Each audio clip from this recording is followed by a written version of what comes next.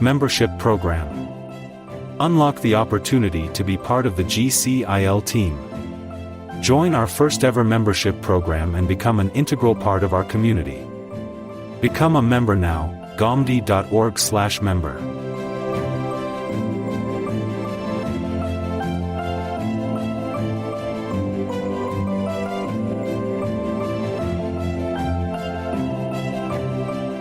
Gomdi Center of Islamic Learning presents its insightful course, Preaching Islam.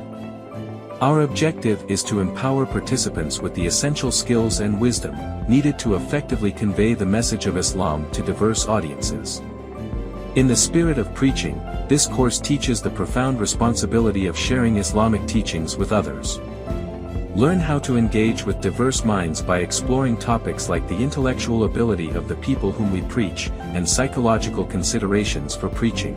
Learn the art of communication as we examine the style of preaching to ensure your messages resonate profoundly. From understanding the style of reasoning to exploring diverse methods of preaching, this course provides a well-rounded skill set for effective preaching of Islam.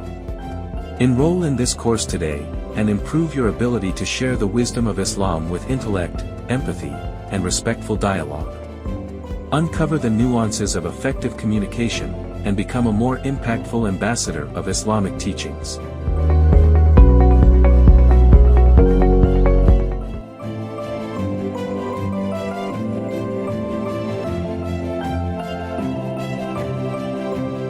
Sponsor Dubbing. Support the English dubbing of our episode through cutting-edge AI technology. Join us in transforming our Urdu content into English, enabling a broader audience, particularly the younger English-speaking generation, to access valuable teachings of Islamic education. Donate now, gomdi.org/sponsor.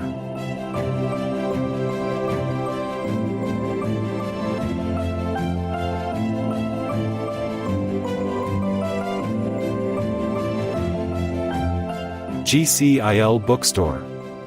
Explore the depths of scholarly thought at GCIL Bookstore, your gateway to a carefully curated collection of Urdu and English literature. Featuring the enlightening works of renowned scholars like Javed Ahmed Gomdi, our bookstore offers a unique blend of knowledge and inspiration tailored to both avid readers and seekers of truth. Dive into our diverse selection and discover books that challenge the intellect and feed the soul. Shop now at gomdi.org/books.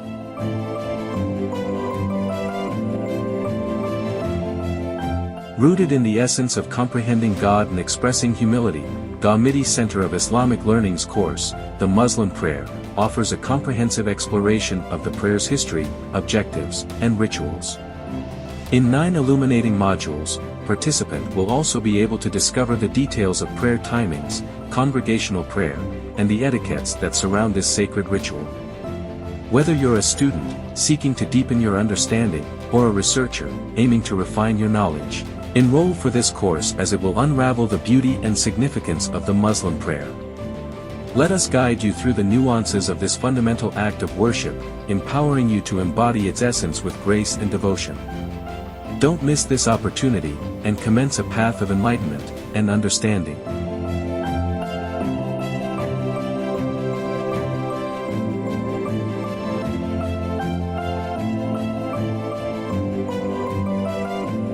Sponsor an episode. Producing, editing, and streaming each session's episode requires significant dedication and hard work. By sponsoring episodes, you're making a meaningful and enduring impact. Furthermore, you can choose to dedicate your sponsorship in honor or memory of someone special, giving a unique and personal significance to your support. Opportunities for sponsorship. Al-Bayan episodes and response to 23-question series. Sponsor now. gomdi.org/sponsor.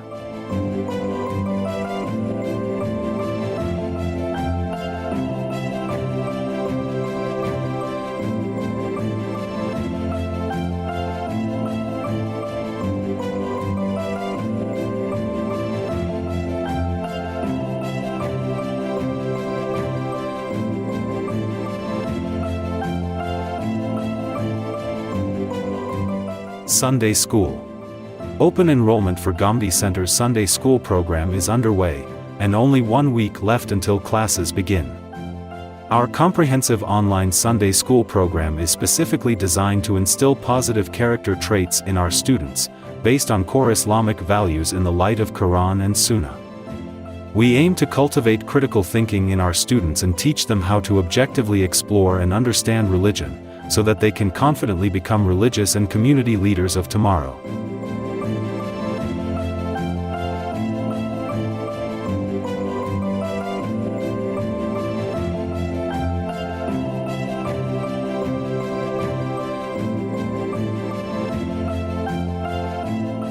Membership Program. Unlock the opportunity to be part of the GCIL team. Join our first-ever membership program and become an integral part of our community. Become a member now, gomdi.org/member.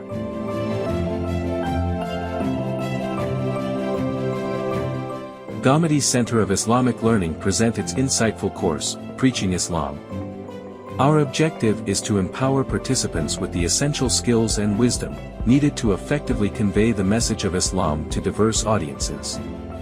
In the spirit of preaching, this course teaches the profound responsibility of sharing Islamic teachings with others. Learn how to engage with diverse minds by exploring topics like the intellectual ability of the people whom we preach, and psychological considerations for preaching. Learn the art of communication as we examine the style of preaching to ensure your messages resonate profoundly.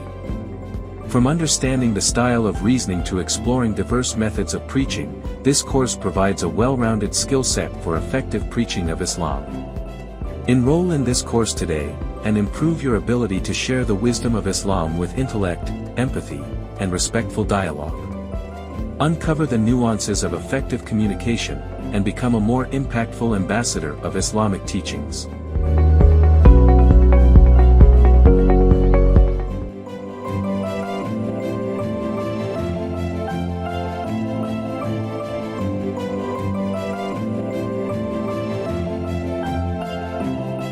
Sponsor dubbing. Support the English dubbing of our episode through cutting-edge AI technology.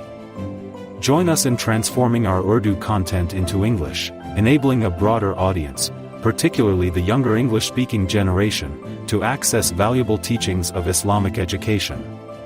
Donate now, gomdi.org/sponsor.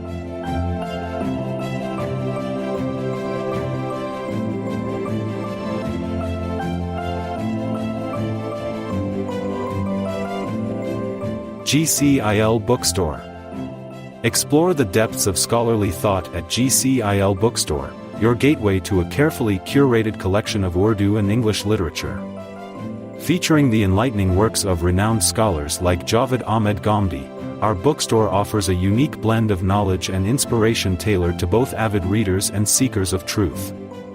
Dive into our diverse selection and discover books that challenge the intellect and feed the soul. Shop now at gomdi.org/books.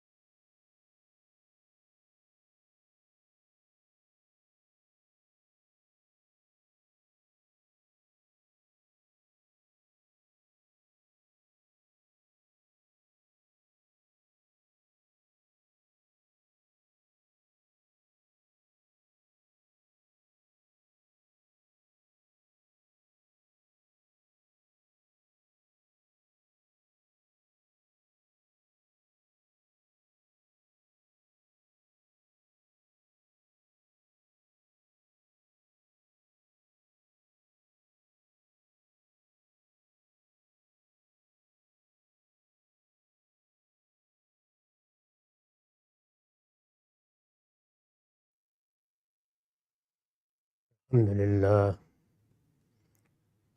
للہ رب العالمین والصلاة والسلام علی محمد الامین اعوذ باللہ من الشیطان الرجیم بسم اللہ الرحمن الرحیم۔ خواتین و حضرات، ہم سورہ کہف کی آیت 83 سے درس کی ابتدا کر رہے ہیں۔ اس سے پیچھے آیت 82 پر واقعہ خضر کا خاتمہ ہوا۔ اس واقعے میں علم و حکمت کا کیا گنج گراں مایہ چھپا ہوا ہے، اس کو استاذ امام امین احسن اصلاحی نے نکات کی صورت میں بیان کیا ہے۔ میں نے اسے اقتباس کر دیا ہے، اس کو ہم نے پڑھنا شروع کر دیا تھا، اسی سے ابتدا کرتے ہیں۔ انہوں نے لکھا ہے کہ ایک یہ کہ اس دنیا میں جو کچھ بھی واقع ہوتا ہے، اس قصے کو سنا کر قرآن نے جو حقیقت واضح کی ہے، اس میں پہلی بات یہ ہے، ایک یہ کہ اس دنیا میں جو کچھ بھی واقع ہوتا ہے سب خدا کے اذن اور اس کے ارادہ و مشیت کے تحت واقع ہوتا ہے۔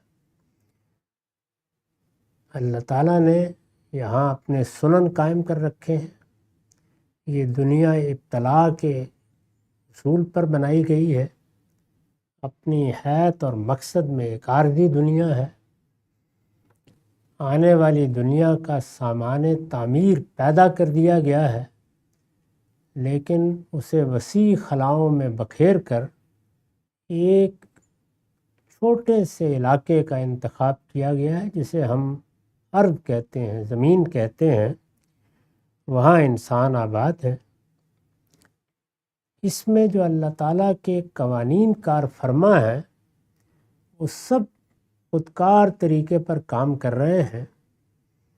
ان میں گاہے گاہے مداخلت بھی ہوتی ہے، پس پردہ فرشتے بھی اپنی ذمہ داریاں انجام دیتے ہیں۔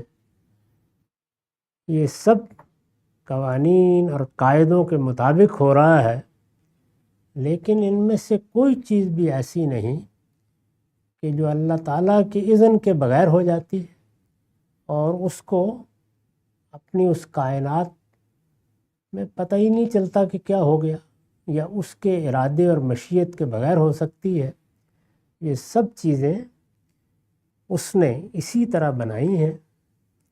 ان کے سامنے ایک اسکیم رکھی ہے، اس اسکیم کے اجزاء تک طے کر دیے ہیں، اور پھر اس میں جس کو اختیار دیا ہے وہ اس کے اذن سے اپنا اختیار استعمال کر رہا ہے۔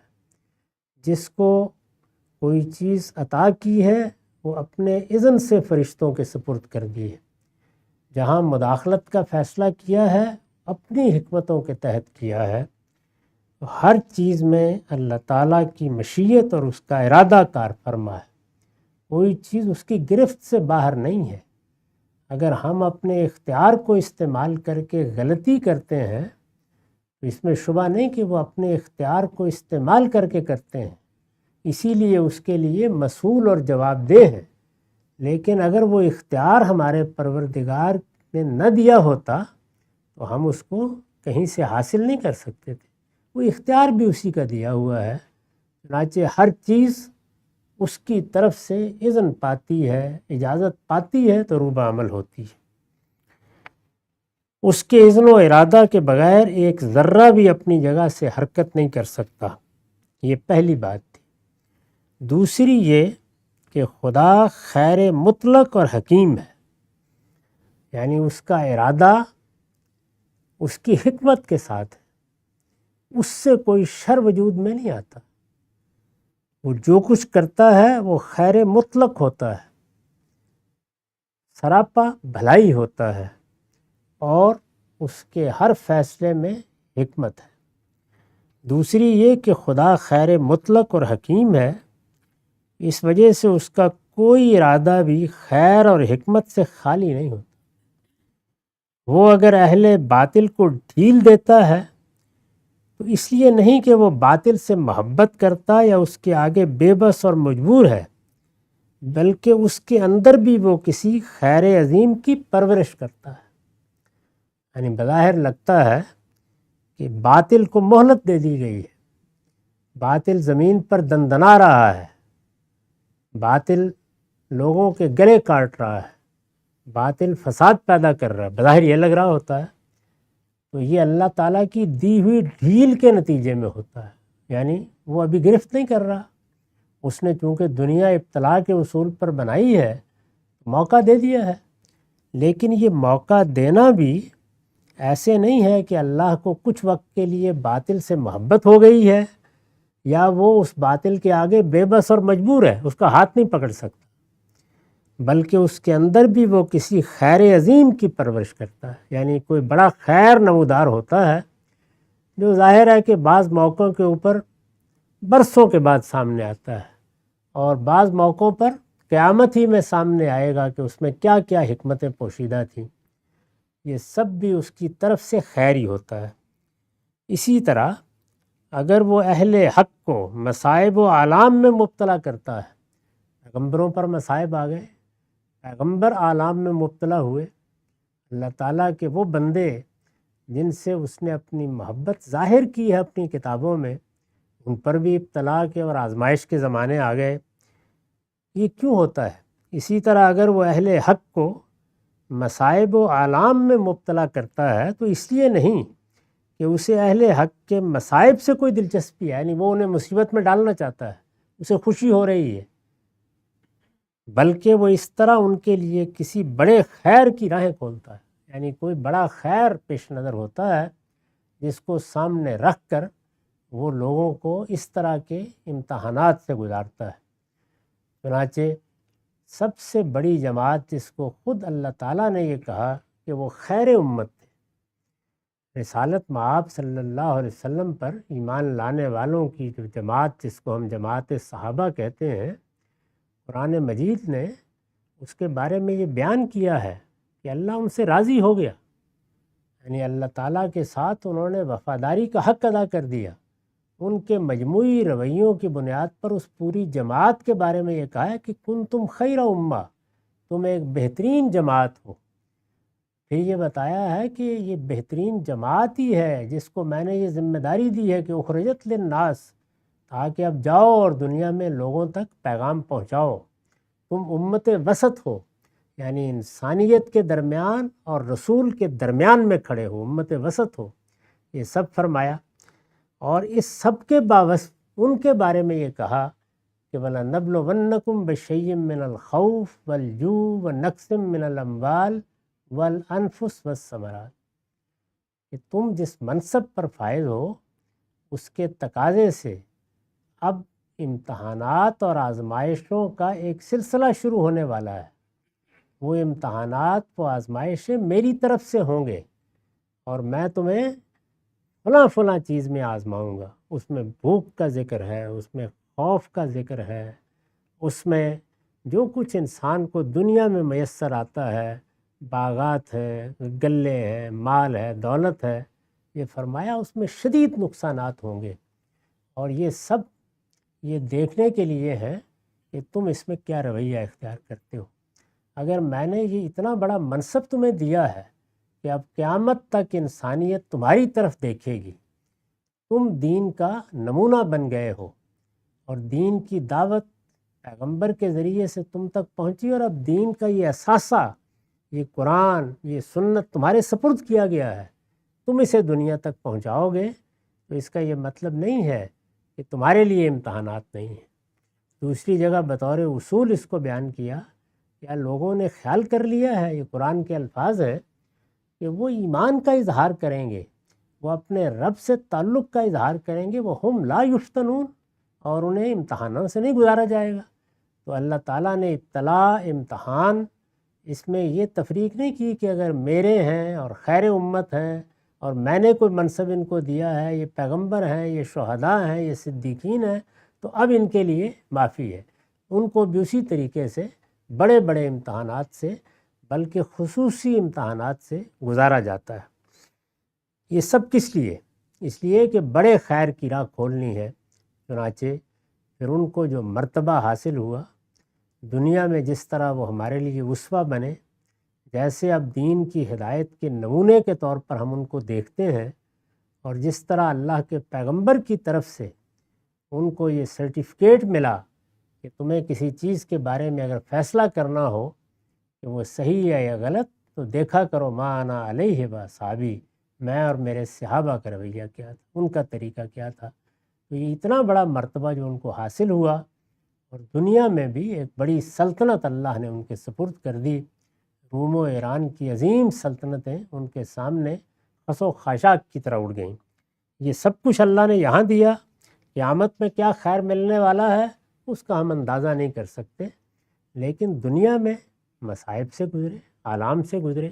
یہ مصائب و آلام ہیں جن سے گزر کر انسان کی تربیت ہوتی، وہ آگے جنت کی ابدی زندگی میں اللہ تعالیٰ کی اسکیم کا حصہ بننے کے لیے تیار ہوتا ہے۔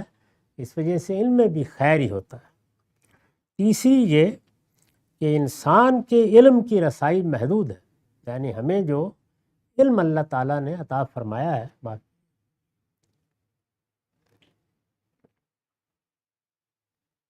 اس پر ایک جگہ تبصرہ کیا ہے غالباً سورہ بنی اسرائیل میں کہ وَمَا أُوتِيتُم مِّنَ الْعِلْمِ إِلَّا قَلِيلًا، جو علم دنیا میں ممکن ہو سکتا ہے، میری کائنات میں ممکن ہو سکتا ہے، اس علم کا ایک بڑا تھوڑا سا حصہ ہے جو لوگوں میں نے تمہیں دیا ہے۔ وَمَا أُوتِيتُم مِّنَ الْعِلْمِ إِلَّا قَلِيلًا، یعنی یہ علم جس پر ہم ناز کرتے ہیں، جس علم کے نتائج دیکھ کر انسان حیرت زا رہ جاتا ہے، یہاں تک کہ ہمارے شاعر کو بھی کہنا پڑا کہ محو حیرت ہوں کہ دنیا کیا سے کیا ہو جائے گی۔ یہ علم جو انسان کو مبہوت کر دیتا ہے، یہ اللہ کے علم کے مقابل میں، اللہ کے فرشتوں کے علم کے مقابل میں، اور علم بحیثیت علم کے مقابل میں یہ ایک ذرے سے زیادہ حیثیت نہیں رکھتا۔ تو اس وجہ سے اس کو اس طرح بیان کیا ایک جگہ کہ وَمَا أُوتِيتُم مِّنَ الْعِلْمِ إِلَّا قَلِيلًا۔ اسی لیے سب سے بڑی نعمت یہ ہے کہ انسان اپنے حدود علم کو سمجھ لے۔ بڑی غلطیاں انہی کو نہ سمجھنے سے ہوتی ہیں، اور اس کی تربیت کے لیے خود قرآن مجید میں اللہ تعالیٰ نے یہ بتایا کہ میں نے یہ قرآن نازل کیا ہے تو اس میں دین کو بیان کیا ہے، میں نے اپنی ہدایت اس میں بیان کی ہے۔ اس کی آیات محکمات ہیں، یعنی ان میں کوئی اینچ پینچ نہیں ہے، ان میں نہ کوئی چیز مخفی رہ گئی ہے، نہ مشکل ہے، نہ مشترک ہے، نہ خفیہ، کچھ نہیں ہے۔ ہر چیز محکم ہے، ہر چیز لفظ ہے تو وہ لغت سے اٹھ کر جملوں کا حصہ بن گئے ہیں۔ کوئی بات بیان کی گئی ہے تو وہ فیصلہ کن ہو گئی ہے، اس میں کوئی ابہام نہیں ہے۔ یہ اپنی ہدایت کو آخری درجے میں پہنچا دیتا ہے، لیکن اس ہدایت کا ایک حصہ وہ ہے جس میں تمہارے علم کے حدود سے ماورا علم کی بھی تمہیں خبر دی جاتی ہے، یعنی بتایا جاتا ہے کہ اس کائنات کا پروردگار کیسے کام کرتا ہے، بتایا جاتا ہے کہ اس عالم کا کارخانہ بعض موقعوں پر کیسے کام کرتا ہے، بتایا جاتا ہے کہ تمہاری تخلیق کن مراحل سے گزر کر ہوئی ہے، بتایا جاتا ہے کہ ایک دنیا آگے آنے والی ہے جس میں تم اٹھائے جاؤ گے، اس میں نئے نوامیس اور نئے قوانین ہوں گے۔ اس دنیا میں کیا نعمتیں ہوں گی، تو فرمایا کہ ان کو بیان کرتے وقت ہم نے متشابہات کا طریقہ اختیار کیا ہے۔ سورہ آل عمران میں تنبیہ کی ہے کہ ہماری کتاب میں کوئی ابہام نہیں ہے، لیکن یہ حقائق ایسے ہیں کہ اس دنیا میں یہ تمہاری گرفت میں نہیں آ سکتے، بتانے بھی ضروری ہے، اس لیے کہ ان کی ایک تصویر سامنے آئے گی تو تم ان کے تقاضوں کے لحاظ سے زندگی بسر کرو گے۔ یہ بتانا بھی ضروری ہے کہ جنت کیا ہوگی، بتانا بھی ضروری ہے کہ جنت دوزخ وجود میں کیسے آئیں گے۔ اس کو بتاتے وقت جتنا علم دینا مقصود ہے، اس کے لیے ہم نے متشابہات کا طریقہ اختیار کیا ہے، یعنی تمہاری دنیا میں جو چیزیں ہیں ان سے تشبیہ دے کر تمہیں بتا دیا ہے۔ اس طرح خود علم کا ایک راز کھول دیا. یعنی ہم اس دنیا میں جب ہمارے سامنے کوئی چیز آ جاتی ہے اور وہ ہمارے حواس کی، خواہ وہ ظاہری حواس ہیں یا باطنی ہیں، گرفت میں آ جاتی ہے، تو عقل کی ایسی دولت لے کر آئے ہیں کہ اگر اس سے کوئی اصول نکل رہا ہو تو فرو تک پہنچ جاتے ہیں، فرع سامنے آ رہی ہو تو اصول تک پہنچ جاتے ہیں.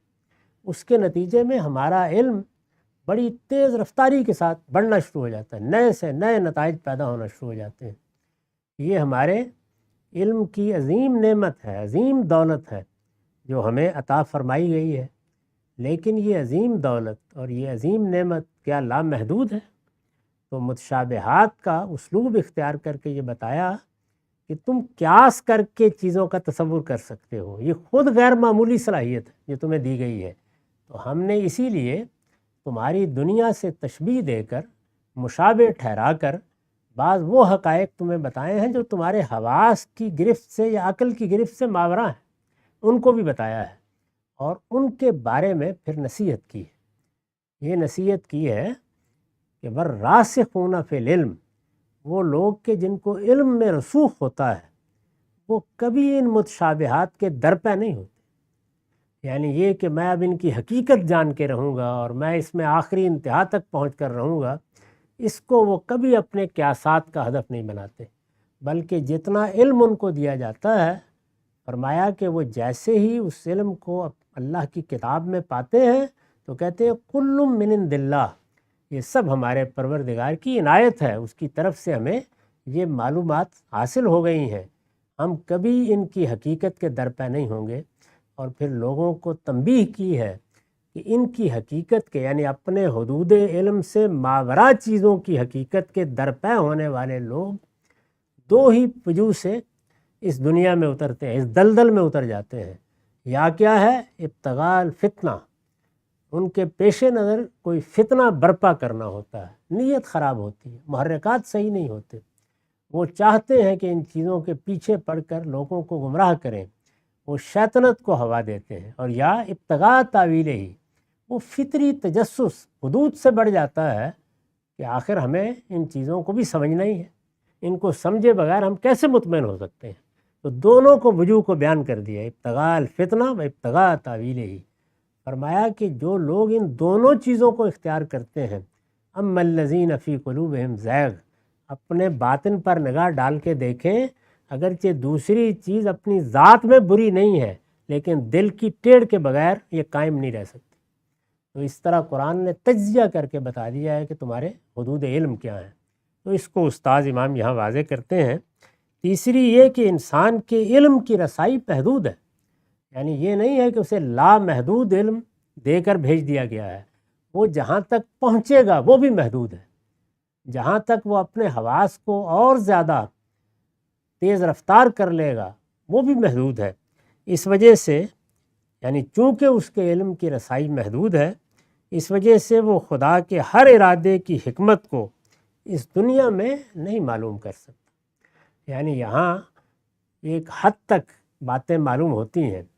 یہی وجہ ہے کہ یہ تینوں واقعات میں آگے جو سوالات پیدا ہوتے ہیں ان کو موضوع نہیں بنایا، بلکہ تھوڑا سا حجاب اٹھا کر بتا دیا ہے کہ ہم جو کچھ کر رہے ہیں اس دنیا میں، تمہیں بظاہر وہ شر نظر آتا ہے، اس کے پیچھے کیا خیر ہوتا ہے، تمہیں بظاہر وہ خیر نظر آتا ہے، اس کے پیچھے کیا حکمت ہوتی ہے.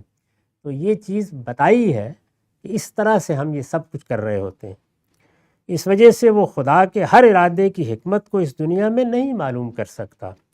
اس کے ارادوں کے تمام اسرار، یعنی اللہ نے یہ کیوں چاہا، یہ کیوں چاہا، یہ کیوں کیا، دنیا کو اس طرح کیوں بنایا، اس میں یہ اصول کیوں رکھے، اس کے قوانین ایسے کیوں ہیں، اس میں یہ شر کیوں پیدا ہو جاتا ہے، اس میں خیر کبھی کبھی مغلوب کیوں ہو کر رہ جاتا ہے، اس میں اس طرح کے حالات کیوں پیش آتے ہیں، اس میں ہماری تمنائیں اور آرزوئیں ناتمام کیوں رہ جاتی، ہزاروں سوالات.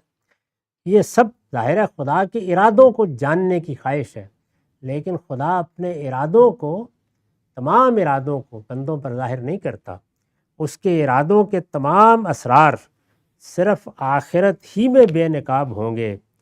اس دنیا میں انسان کے لیے صحیح رویہ یہ ہے کہ وہ خدا کے تمام فیصلوں پر صابر و شاکر رہتے ہوئے اپنا فرض ادا کرے، تمام فیصلوں پر، یعنی اگر علم بھی ایک حد میں دیا ہے تو اس پر بھی صابر و شاکر، اگر عمل کی مہلت بھی ایک حد میں دی ہے تو اس پر بھی صابر و شاکر، اور اگر تمناؤں اور ارادوں کی کامیابی کو ایک حد میں رکھا ہے تو اس میں بھی صابر و شاکر۔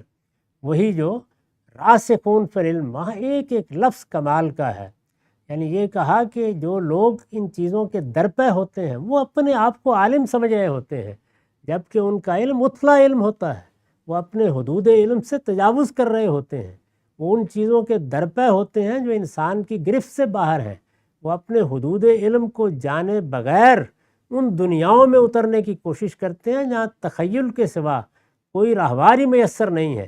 یہ جو کچھ پھر ان کے ساتھ ہو جاتا ہے تو یہ فرمایا کہ وہ پھر ان کو صابر و شاکر بھی نہیں رہنے دیتا، اور ان دنیاؤں میں جانے کے بعد وہ سمجھتے ہیں کہ ہم نے تو علم کے اسرار دریافت کیے ہیں، جبکہ راسخون فی العلم وہ نہیں ہیں، وہ ہیں جو یہ کہتے ہیں کہ کل من عند اللہ، یعنی جو اپنے حدود علم کو پہچان کر ٹھیک سرحد پر کھڑے رہتے ہیں، اس سے کبھی آگے قدم نہیں رکھتے کہ ہمارے حدود یہ ہیں، ہم یہاں تک جائیں گے، اس سے آگے ہم نہیں جا سکتے۔ اس کے لیے یہ ضروری ہے کہ انسان متعین طور پر تجزیہ کر کے سمجھ لے کہ انسان کے حدود علم اصل میں کیا ہیں۔ حدود علم میرے اور آپ کے زیر بحث نہیں ہوتے، میں تو کمتر علم کا حامل ہو سکتا ہوں، آپ زیادہ علم والے ہو سکتے ہیں۔ اللہ تعالیٰ نے علم میں بھی بڑا تفاوت رکھا ہے، فوق کل ذی علم علیم۔ حدود کا مطلب ہے انسان بحیثیت انسان کے حدود علم، تو وہ کیا ہیں اس کو متعین کر لینا چاہیے۔ یہی وجہ ہے کہ ہمارے ہاں جو فلسفہ و فکر ہے اس کو دو ادوار میں تقسیم کیا جاتا ہے۔ پہلا دور وہ ہے جس میں وجود کی حقیقت کو جاننے کی صحیح کی گئی، ایک قدم بھی آگے نہیں رکھا جا سکا، صحیح حاصل تھی، یعنی وجود اپنی ذات میں وہ انسان کی گرفت میں آنے کی چیز ہی نہیں ہے۔ ہم تو موجودات کو جانتے ہیں، یعنی چیزیں جب وجود پذیر ہو گئی ہیں، وہ موجودات بن گئی ہیں، تو اب ان کا علم ہمیں حاصل ہو سکتا ہے کسی حد تک، ہم اس سے آگے قدم نہیں بڑھا سکتے۔ پھر اس سے توبہ طائب ہوئی دنیا تو اب علم کی بحث کر رہی ہے، یہ ایک مفید بحث ہے، اس سے بڑے اچھے نتائج نکلے ہیں، اس سے انسانوں نے حدود علم کو جانا ہے۔ کارتیسی فلسفے میں جب دوئی کے تصور کو راسخ کیا گیا تو اصل میں ایک بڑا قدم علوم کی طرف اٹھانے کی راہ کھلی ہے اس کے نتیجے میں۔ تو یہ جب دنیا پیدا ہوئی ہے تو گویا حدود علم کو جاننے کا عمل شروع ہوا ہے۔ اس میں وہی بات ہے جو میں عرض کر رہا ہوں کہ جیسے ہی آپ اس کو متعین کر لیں گے تو اصلی رسوخ علم میں آپ کو اس کے بعد حاصل ہوگا۔ اور وہ کیسے متعین ہوتے ہیں؟ وہ یہ کہ ہمارے تمام علم کی بنیاد اصل میں ہمارے حواس کا مشاہدہ اور تجربہ، بنیاد اس سے باہر تلاش کی ہی نہیں جا سکتی۔ ہمارے ظاہری حواس، ہمارے باطنی حواس، یہاں سے ہمارا علم شروع ہوگا، ہر استدلال کو یہاں سے شروع ہونا ہے، ہر دلیل کو اپنی بنیاد یہاں تلاش کرنی ہے۔ اس سے آگے بڑھ کر جب چھلانگ لگائی جائے گی تو آپ اپنے حدود سے باہر ہو جائیں گے۔ ہمارے حواس کے ذریعے سے جو علم ہمیں حاصل ہوتا ہے وہ ہماری بنیاد ہے۔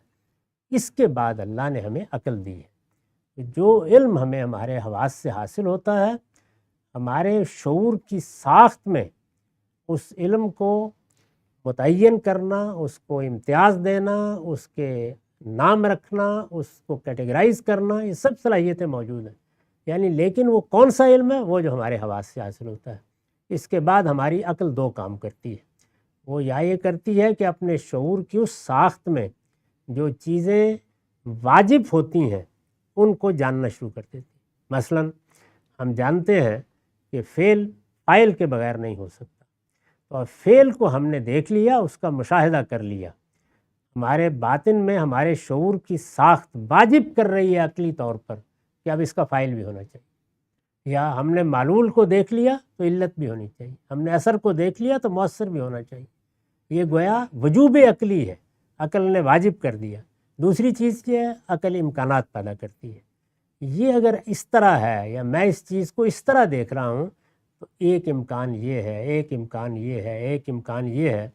ہمارے ہاں جو ارباب تصوف نے تنزلات بیان کیے ہیں، یا افلاطون نے جو عالم مثال بیان کیا، یہ اصل میں عقلی امکانات کا اظہار ہے۔ اسی طرح دور حاضر میں جدید سائنس نظریہ ارتقاء بیان کرتی ہے، یہ عقلی امکانات کا اظہار ہے۔ عقلی امکانات موضوع تحقیق ہوتے ہیں، یہ واقعہ نہیں بن جاتے، یعنی اس سے گویا وہ مفروضات پیدا ہوتے ہیں جن کو ہم پھر تحقیق کرتے ہیں، پھر بہت سے تجربات سے گزارتے ہیں، یہاں تک کہ ان میں سے کوئی امکان حقیقت بن جاتا ہے۔ یا تجربے سے بنے گا یا مشاہدے سے بنے گا، پروسیس وہی ہوگا، اس کو الگ نہیں کیا جا سکتا۔ ہمارے علم کی آخری حد یہی ہے، اس سے آگے کوئی ذریعہ علم موجود نہیں۔ اس کے آگے جو کچھ ہے وہ اصل میں وہی کام ہے جو انسان کو ایک اور صلاحیت دی گئی ہے، وہ یہ کہ وہ حقائق کے اندر سے چیزوں کا استخراج کرتا اور اس کی بنیاد پر ایک دنیا، ایک تخیل کی دنیا بنا لیتا ہے۔ تو تخیل کی دنیا دیکھنے میں اتنی حسین ہوتی ہے جتنے ایک بے نظیر ناول آپ کو اپنی گرفت میں لیتا ہے، اس کی کوئی حقیقت نہیں، اس کی کوئی حقیقت نہیں ہوتی۔ تو یہ حدود علم ہے۔ تو اس کو انہوں نے بیان کیا کہ اس دنیا میں انسان کے لیے صحیح رویہ یہ ہے کہ وہ خدا کے تمام فیصلوں پر صابر و شاکر رہتے ہوئے اپنا فرض ادا کرے اور مطمئن رہے کہ آج کی تلخیوں کے اندر جو شیرینی چھپی ہوئی ہے اس کے روح افزا جام انشاءاللہ کل سامنے آئیں گے۔ اس ایمان کے ساتھ، اس اذعان کے ساتھ زندگی بسر کرے۔ یہ خلاصہ ہے اس علم و حکمت کا جو ہمیں اس واقعے سے اللہ تعالیٰ نے سمجھایا ہے۔ یعنی یہ واقعہ کیوں سنایا ہے؟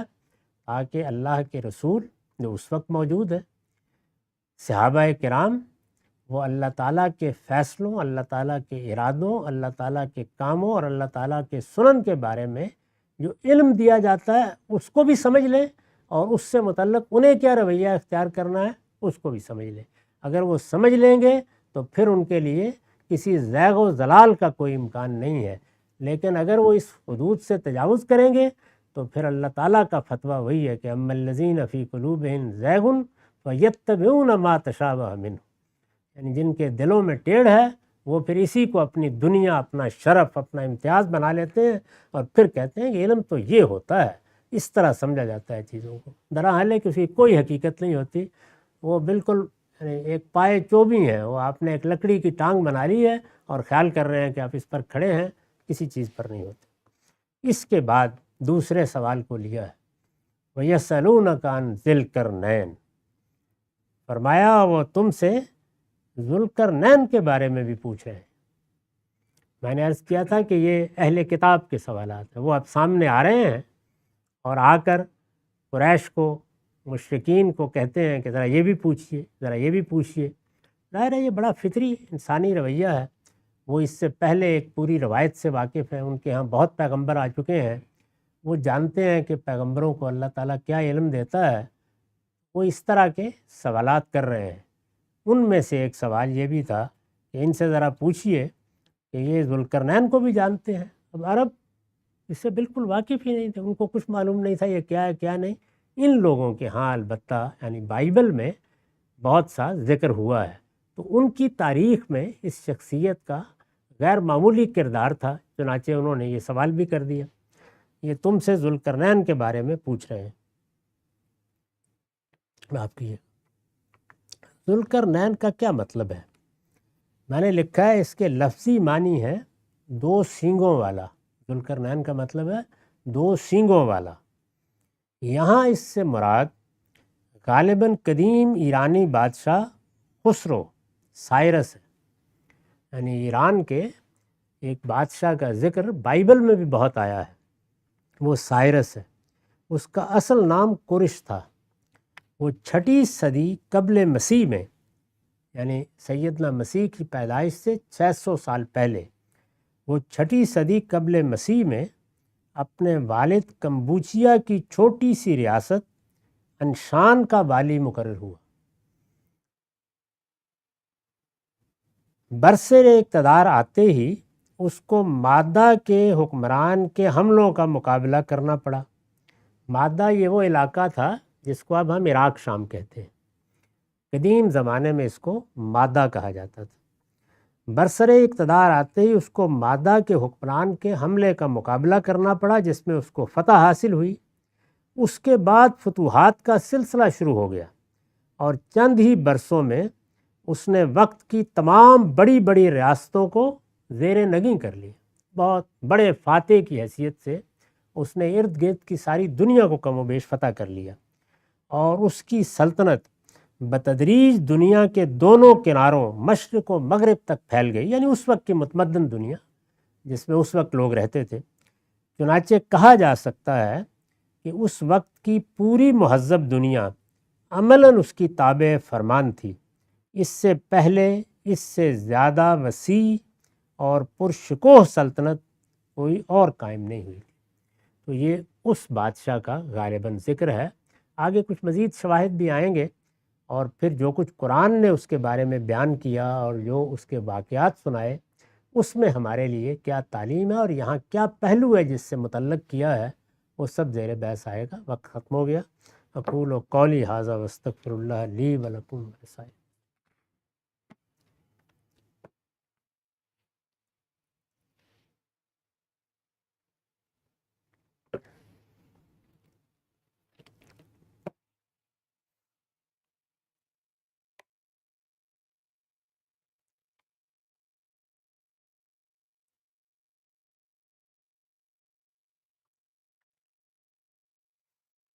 بسم اللہ الرحمن الرحیم۔ عن ابن عمر قال سئل رسول اللہ صلی اللہ علیہ وسلم عن الماء یکون فی الفلاة من الارض وما جنوبه من الدواب والسباع وإذا كان الماء قلتين لم يحمل الخبث۔ یہ روایت ہم پڑھ چکے ہیں۔ یہاں بتانا صرف یہ مقصود تھا کہ اس میں جو رسالت مآب نے یہ فرمایا ہے کہ جب دو گھڑوں کے برابر پانی ہو، تو ہمارے ہاں لوگوں نے اس کو بہت متعین کرنے کی کوششیں کی ہیں۔ اس کو پھر تالاب کتنے بنائے جائیں، مسجدوں میں وضو کے تالاب کتنے ہونے چاہیے، یہ در حقیقت مقصود نہیں ہوتا پیغمبر کا، بلکہ لوگوں کو یہ بتانا مقصود ہوتا ہے کہ ہمارے عمومی تجربات میں اگر پانی کی مقدار زیادہ ہو تو بالعموم ہم یہی جانتے ہیں کہ اس میں غلاظت اس طرح نہیں ٹھہرتی، تھوڑی بہت ڈال بھی دی جائے تحلیل ہو جاتی ہے، تو اس سے وضو کرنے میں، اس سے نہا لینے میں کوئی حرج نہیں ہے۔ اس کا یہ مطلب بھی نہیں ہوتا جس طرح کے بعض لوگ خیال کرتے ہیں کہ اب ہم ہر حال میں نہائیں گے ہی۔ نہیں، انسان کو اپنے علف و عادت پہ بعض چیزوں سے گریز ہوتا ہے۔ بہت سی چیزیں مثال کے طور پر ہم کھانا پسند نہیں کریں گے یا استعمال کرنا پسند نہیں کریں گے، تو جس چیز سے آپ کو کراہت محسوس ہوتی ہے، دین بھی یہ چاہتا ہے کہ اس کا لحاظ رکھا جائے۔ بتایا صرف یہ گیا ہے کہ کوئی مذہبی لحاظ سے یہ فتویٰ نہ دے کہ اب اس سے وضو نہیں ہو سکتا، بلکہ ہو سکتا ہے، نہایا بھی جا سکتا ہے، یہ پانی پاکیزہ ہی ہوتا ہے، یہ بتانا مقصود ہے۔ وہ قلتین کا لفظ جو اس میں استعمال ہوا ہے، دو بڑے مٹکے کہیے، دو بڑے گھڑے کہیے، لوگوں نے کچھ متعین کیا ہے، کہتے ہیں کہ 6 من کے قریب پانی مراد ہے، لیکن یہ چیز پیغمبر کے پیش نظر بالمفہوم نہیں ہوتی۔ وعن ابی سعید الخدری قال قیل یا رسول اللہ انتوضأ من بئر مضاع وہی بئر یلقی فی الحیض ولحوم الکلاب والنتن۔ یہ روایت بھی ہم نے پڑھ لی تھی۔ اس میں جو آخر میں بات فرمائی تھی کہ ان الماء طہور لا ینجسہ شیء، پانی پاک ہے، کوئی چیز اسے نجاست آلود نہیں کرتی۔ ظاہر ہے کہ اس سے مراد کیا ہے؟ اوپر کی روایت کو اگر آپ دیکھیں تو یہ واضح ہے کہ پانی کی ایک مقدار، پانی کی ایک نوعیت زیر بحث ہے، ورنہ ہر پانی کیا پاک ہے یہ بتانا مقصود نہیں ہے۔ تو بعض اوقات ایک سیاق میں ایک بات کہی جاتی ہے، اس کو لوگ تعمیم میں لے جاتے ہیں، اس سے بڑی خرابی پیدا ہو جاتی ہے۔ چند چیزیں تھیں جن کی طرف توجہ دلانا مقصود تھا۔ یہ روایتیں اگرچہ ہم نے پڑھ لی تھیں۔ وعن ابی ہریرہ قال سأل رجل رسول اللہ صلی اللہ علیہ وسلم فقال یا رسول اللہ انا نرکب البحر ونحمل ماءنا القلیل من الماء فإن توضأنا به عطشنا فنتوضأ بماء البحر فقال رسول اللہ صلی اللہ علیہ وسلم هو الطہور ماؤہ والحل میتتہ۔ ابو ہریرہ بیان کرتے ہیں کہ ایک شخص نے رسول اللہ سے پوچھا، یا رسول اللہ ہمیں سمندروں میں سفر کرنا پڑتا ہے، یعنی عربوں کے ہاں کوئی سمندر زیادہ دور نہیں تھے، جدے سے تو ہم واقف ہی ہیں، بحر احمر کے کنارے پر ہے، تو اس وجہ سے سفر کرتے رہتے تھے۔ کہا کہ ہمیں سفر کرنے پڑتے ہیں اور ہمارے لیے ساتھ بہت زیادہ پانی لے کر سفر کرنا ممکن نہیں ہوتا، تھوڑا بہت پانی ہوتا ہے۔ اب اگر اس پانی سے ہم وضو کرنا شروع کر دیں، تھوڑا سا پانی ہے تو پئیں گے کیا؟ پیاسے مر جائیں گے۔ تو کیا کریں؟ کیا اس صورت پہ ہم سمندر کے پانی سے وضو کر لیا کریں؟ رسول اللہ نے فرمایا بالکل، سمندر کا پانی پاک ہے، اور سمندر کا پانی کیا، وہ تو جن جانوروں کو مار دیتا ہے وہ مردار ہونے کے باوجود حلال ہے۔ اس میں بھی ظاہر بات ہے کہ کون سے جانور ہیں، وہ جانور کے جو ان اصولوں کے مطابق اپنی اصل میں جائز ہے، یعنی جائز جانور کون سے ہیں، ظاہر ہے جن کو ہم ذبح کر کے کھاتے ہیں۔ درندے سب کے سب ممنوع ہیں، وہ باہر ہوں تب بھی ممنوع ہیں، سمندر میں ہوں تب بھی ممنوع ہیں۔ تو جو جانور جائز جانور ہیں جن کو کھایا جا سکتا ہے، ان کے لیے پھر یہ ضروری ہے کہ انہیں ذبح کیا جائے اور ان کا خون نکالا جائے۔ سمندری جانوروں میں جو اس طرح کے جانور ہیں ان میں خون کی وہ مقدار نہیں ہوتی جس کو قرآن نے دم مسفوح کہا ہے، یعنی گشنگ بلڈ نہیں ہوتا، تو اس وجہ سے اس میں ہمارے لیے رخصت دے دی۔ فرمایا وہ اگر مر بھی جائیں تو ان کو ذبح کرنے کی ضرورت نہیں ہے۔ یہ مراد ہے اس سے، اس کا یہ مطلب نہیں ہے کہ آپ سمندر میں ہر چیز کھانے کے لیے بیٹھ جائیں گے، وہ اصول اپنی جگہ رہیں گے کہ درندے کسی صورت میں نہیں کھائے جائیں گے، چنانچہ وہ مچھلیاں یا اور اس طرح کے جانور جو چیرتے پھاڑتے ہیں لیکن سمندر میں ہوتے ہیں اسی طرح ممنوع ہیں جس طرح خشکی کے جانور ممنوع ہیں۔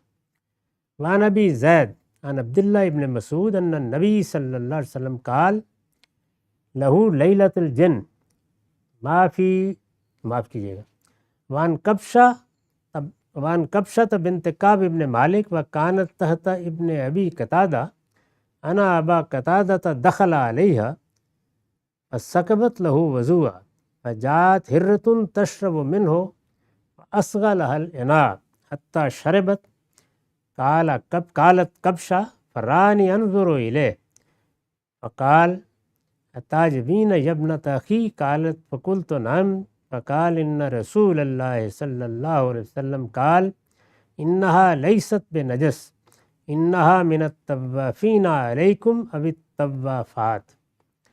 کبشہ بنت کعب بن مالک سے روایت ہے، یہ ابی قتادہ کے بیٹے کی بیوی تھیں کہ ابو قتادہ آئے وہاں تو انہوں نے ان کو وضو کا پانی دیا۔ وضو کا پانی جب انہوں نے ان پہ ڈالنا شروع کیا تو اچانک ایک بلی آئی اور اس نے پانی میں منہ ڈال دیا اور اس کو پینا شروع کر دیا۔ تو وہ جو برتن تھا جو انہوں نے دیا تھا کہ اس سے آپ وضو کر لیں، تو اس سے وہ پانی ڈھیلنا چاہتی تھیں، تو انہوں نے اس برتن کا، یعنی ابو قتادہ نے برتن کو تھوڑا جھکا دیا بلی کی طرف کہ یہ اطمینان سے پی لے، رک گئے وہ وضو کرنے سے اور انہوں نے جھکا دیا۔ تو کبشہ نے کہا، کبشہ کہتی ہیں کہ جب انہوں نے جھکا دیا تو میری طرف دیکھنے لگ گئے اور پھر کہا کہ اے میرے بھائی کی بیٹی، عجیب سا لگ رہا ہے تمہیں کہ میں نے بلی کو پانی پلانا شروع کر دیا۔ انہوں نے کہا ہاں عجیب سا تو لگ رہا ہے۔ انہوں نے کہا کہ نہیں، رسول اللہ نے فرمایا ہے کہ بلی بھی ایک جانور ہے، تمہارے گرد و پیش میں رہتی ہے، یہ کوئی نجس نہیں ہو جاتا اس سے پانی، طبیعت نہیں آمادہ ہوتی نہ پیو، لیکن یہ کہ یہ کوئی غلیظ یا گندا نہیں ہو گیا، نجاست نہیں ہے کوئی جانور میں۔ جملہ بہت اچھا ہے حضور کا، انہا لیست بنجس انہا من الطوافین علیکم الطوافات، یہ بھی ایسے ہی تمہارے گرد و پیش میں پھرتی رہتی ہے جیسے تمہارے اپنے خادم اور تمہارے اپنے بچے پھرتے رہتے ہیں، تو اس لیے اس کو بھی محبت سے دیکھا کرو اور کوئی حرج نہیں ہے، یہ پانی پی لیا اس نے، اس سے کوئی فرق نہیں پڑتا۔ تو یہ مالک، احمد، ترمذی، ابو داؤد اور نسائی کی روایت ہے، یہاں اس کا رقم تھا 482۔ یہ پورا باب اسی کا ہے کہ وہ کیا پانی ہے جس سے ہم وضو کر سکتے ہیں، क्या पानी है जिससे हम गुस्ल कर सकते हैं, और क्या उसमें कोई मजहबी लिहाज से पाबंदी तो नहीं है। यानी वो अपना ज़ौक़ तो है एक आदमी का कि जिस पानी को वो पसंद करेगा उसी से वज़ू करेगा, लेकिन दीनी लिहाज से या मजहबी लिहाज से कोई ख़राबी तो नहीं। तो उन्होंने इत्मीनान से उसमें से बिल्ली को पानी पीने दिया, फिर उसी से वज़ू कर लिया, उनको कोई तरद्दुद नहीं। व आखिर दावाना अल्हम्दुलिल्लाह रब्बिल आलमीन। 10 मिनट का वक्त है।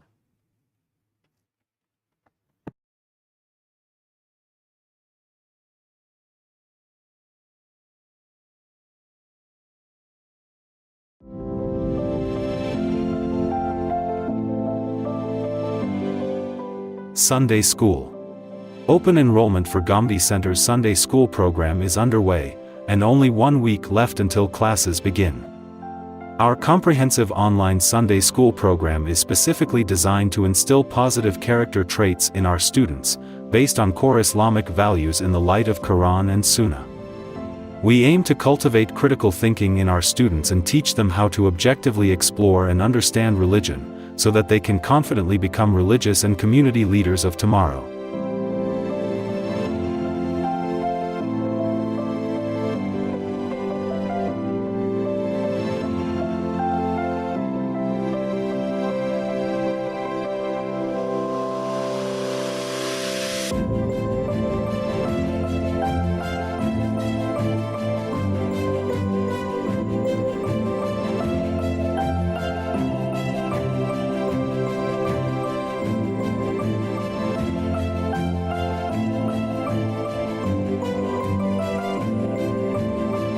Membership Program. Unlock the opportunity to be part of the GCIL team. Join our first ever membership program and become an integral part of our community. Become a member now, gomdi.org/member.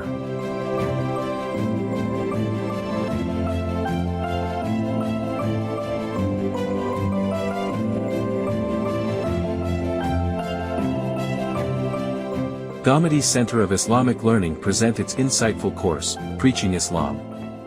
Our objective is to empower participants with the essential skills and wisdom needed to effectively convey the message of Islam to diverse audiences.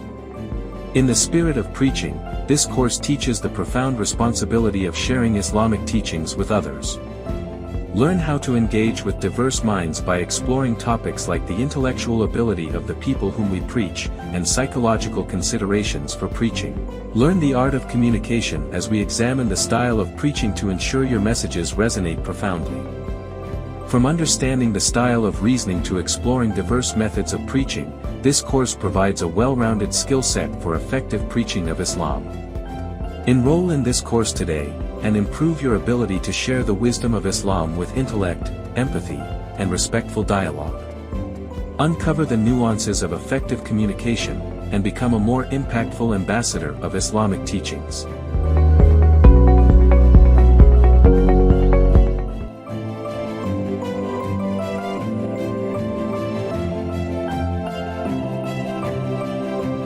Sponsor dubbing. Support the English dubbing of our episode through cutting-edge AI technology. Join us in transforming our Urdu content into English, enabling a broader audience, particularly the younger English-speaking generation, to access valuable teachings of Islamic education. Donate now, gomdi.org/sponsor.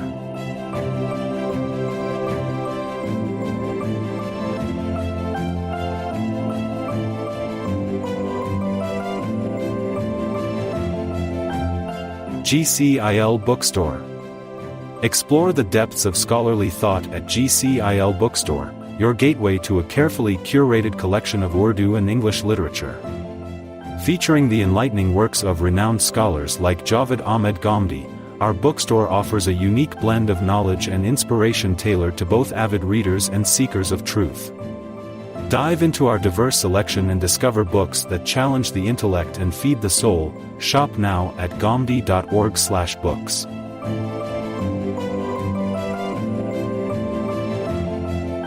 Rooted in the essence of comprehending God and expressing humility, Gomdi Center of Islamic Learning's course, The Muslim Prayer, offers a comprehensive exploration of the prayer's history, objectives, and rituals.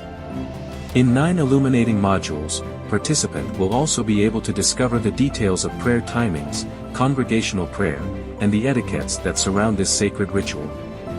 Whether you're a student, seeking to deepen your understanding, or a researcher, aiming to refine your knowledge, enroll for this course as it will unravel the beauty and significance of the Muslim prayer. Let us guide you through the nuances of this fundamental act of worship, empowering you to embody its essence with grace and devotion.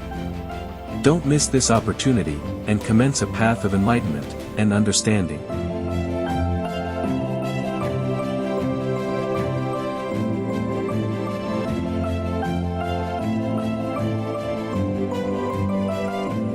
Sponsor an episode.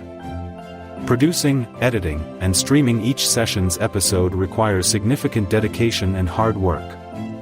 By sponsoring episodes, you're making a meaningful and enduring impact. Furthermore, you can choose to dedicate your sponsorship in honor or memory of someone special, giving a unique and personal significance to your support. Opportunities for sponsorship. Al-Bayan episodes and response to 23 question series. Sponsor now. gomdi.org/sponsor.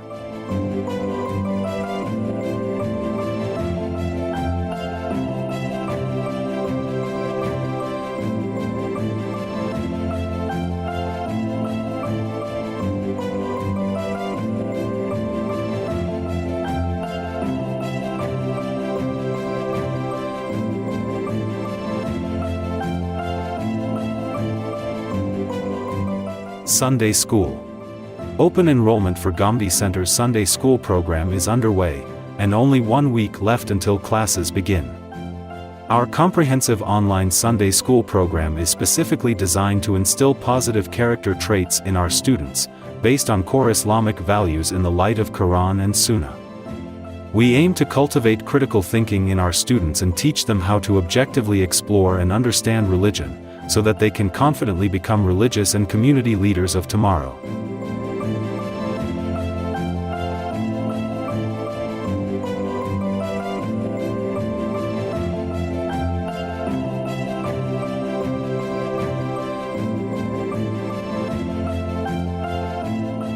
Membership Program. Unlock the opportunity to be part of the GCIL team.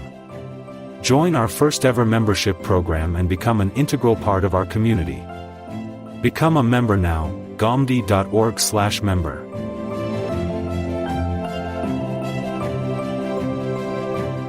Gomdi Center of Islamic Learning presents its insightful course, Preaching Islam. Our objective is to empower participants with the essential skills and wisdom needed to effectively convey the message of Islam to diverse audiences. In the spirit of preaching, this course teaches the profound responsibility of sharing Islamic teachings with others. Learn how to engage with diverse minds by exploring topics like the intellectual ability of the people whom we preach, and psychological considerations for preaching. Learn the art of communication as we examine the style of preaching to ensure your messages resonate profoundly. From understanding the style of reasoning to exploring diverse methods of preaching, this course provides a well-rounded skill set for effective preaching of Islam. Enroll in this course today, and improve your ability to share the wisdom of Islam with intellect, empathy, and respectful dialogue. Uncover the nuances of effective communication, and become a more impactful ambassador of Islamic teachings.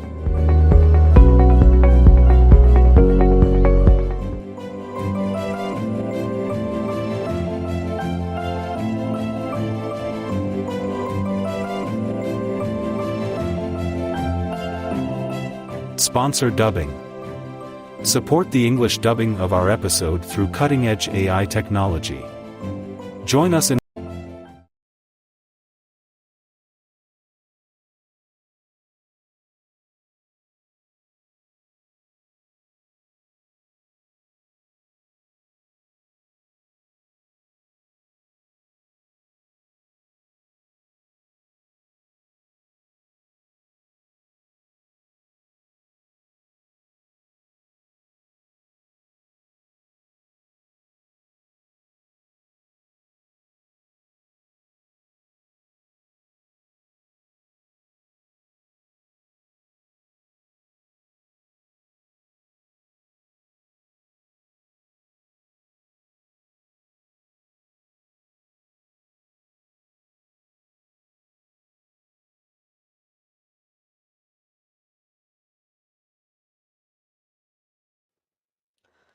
بسم اللہ الرحمن الرحیم. السلام علیکم. مامدی صاحب کے ساتھ سوال و جواب کی نشست کو لے کر حاضر خدمت ہیں. آغاز کرتے ہیں. آپ سے شکریہ آپ کے وقت کا. بنگلہ دیش کے اندر بڑی تبدیلی آئی. ہم نے دیکھا کہ احتجاج کے نتیجے میں پوری کی پوری حکومت اور گزشتہ 15 سال سے اقتدار میں رہنے والی پارٹی اس کو باہر نکال دیا گیا.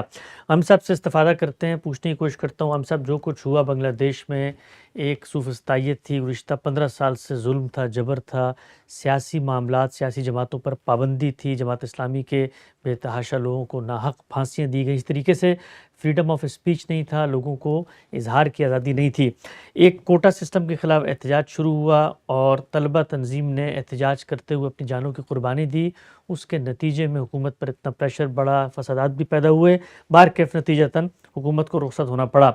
پوچھنا ہم سب سے میں چاہتا ہوں کہ یہ جو کچھ ہوا ہے احتجاج کے نتیجے میں ایک حکومت کے اندر تبدیلی لائی گئی ہے, اور ہمارے ملک میں بھی تبدیلی کا خواب دیکھا جاتا ہے, اور اب اسی پس منظر میں باتیں بھی ہو رہی ہیں کہ کیوں نہ بنگلہ دیش کے طریقے پر تبدیلی کا ماڈل اپنا جائے. سب سے پہلے مجھے بتائیے گا کہ سیاسی لحاظ سے جو کچھ آپ نے تاریخ کو دیکھا ہے, اس طریقے سے جو تبدیلی لائی جاتی ہے, کیا یہ تبدیلی محکم ہوتی ہے, دیرپا ہوتی ہے, دور رس ہوتی ہے, اور اس طریقے سے تبدیلی لانا دینی لحاظ سے کیسا ہے؟ کیونکہ ہم نے دیکھا کہ کہیں بھی لوگوں نے فساد کا ارتکاب نہیں کیا, احتجاج کیا ہے.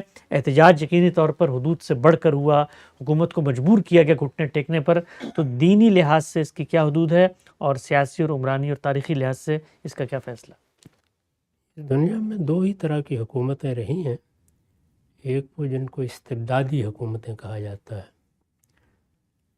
اللہ تعالیٰ نے حکومت, سیاست, نظم اجتماعی, اس کی ایک ضرورت انسان کے علم و عمل کے لیے پیدا کر دی ہے. میں بارہا یہ عرض کر چکا ہوں کہ یہ کوئی مذہبی حکم نہیں ہے کہ ہمیں حکومت قائم کرنی تھی, یہ ضرورت ہے. انسان چونکہ ارادہ و اختیار لے کر آیا ہے, وہ اپنے ارادہ و اختیار کو غلط استعمال کرتا ہے, اس سے فساد پیدا ہو جاتا ہے. چنانچہ ناگزیر ہے کہ اس کے اندر ایک نظم پیدا کیا جائے. ہمارے دین میں پھر اس کی تاکید کی گئی کہ مسلمانوں کو بھی ہمیشہ اپنے نظم اجتماعی کے ساتھ رہنا چاہیے. اسی کو رسالت مآب صلی اللہ علیہ وسلم نے التزام جماعت سے تعبیر کیا ہے. مسلمانوں کا جو بھی نظم اجتماعی قائم ہو جائے گا, ہم اس کے ساتھ رہیں گے, اس کے فیصلوں کو مانیں گے, اس کے ساتھ تعاون کریں گے, کوئی انتشار, کوئی اختلال پیدا نہیں کریں گے. لیکن نظم اجتماعی کیسے پیدا ہوگا, کیسے قائم کیا جائے گا؟ اس میں قدیم زمانے سے یہ روایت رہی ہے کہ نظم قوت سے قائم ہوتا ہے. یہ بالکل بدیہی بات ہے. یعنی اگر کسی جگہ اختلال ہے, کسی جگہ لوگ اپنے ارادہ و اختیار کو غلط استعمال کر رہے ہیں, انہوں نے کوئی فساد پیدا کر دیا ہے, تو کوئی قوت ہوگی جو انہیں روکے گی. نصیحت میں کر لوں, آپ کر لیں. جو لوگ شرپسندی پر اترے ہوئے ہوں یا تمرد اور سرکشی اختیار کر چکے ہوں, ان میں ایک خاص طرح کا طغیان ہوتا ہے. اس وقت نصیحت کام نہیں کرتی, تو قوت آگے بڑھتی ہے اور وہ آگے بڑھ کے امن قائم کر دیتی ہے. اس کو بہت سادگی سے سمجھنا چاہیے کہ اگر ہم کسی محلے میں رہتے ہیں, وہاں لوگوں کی نہ عزت محفوظ ہے, نہ آبرو محفوظ ہے, نہ مال محفوظ ہے, جانیں بھی خطرے میں پڑی رہتی ہیں. ادھر ادھر کے کچھ اوباش ہیں جو محلے کے لوگوں کو تنگ کرتے ہیں. تو اب کوئی آدمی اگر ایسی قوت رکھتا ہے کہ ان کی گردن ناپ سکے, تو وہ آگے بڑھے گا اور آگے بڑھ کر نظم قائم کر دے گا. اسی طریقے سے ابتدا ہوئی ہے. یعنی جو کچھ نظم اجتماعی ہم کہتے ہیں, اس کی ابتدا یہیں سے ہوئی. قوت بنیادی طور پر فیصلہ کن ہوتی ہے. تو پرانے زمانے میں یہ ہوتا تھا کہ جس نے یہ قوت اپنے اندر پیدا کر لی, اس کے ساتھ ایک اچھا لشکر جمع ہو گیا. ایک تو اس کی اپنی شخصیت ہے, وہ لوگوں کے لیے انسپریشن کا ذریعہ بنی ہے. دوسرے یہ کہ لوگ بھی سمجھتے ہیں کہ یہ ایک ایسا شخص ہے جس کی صلاحیتوں سے فائدہ اٹھا کر نظم قائم کیا جا سکتا ہے.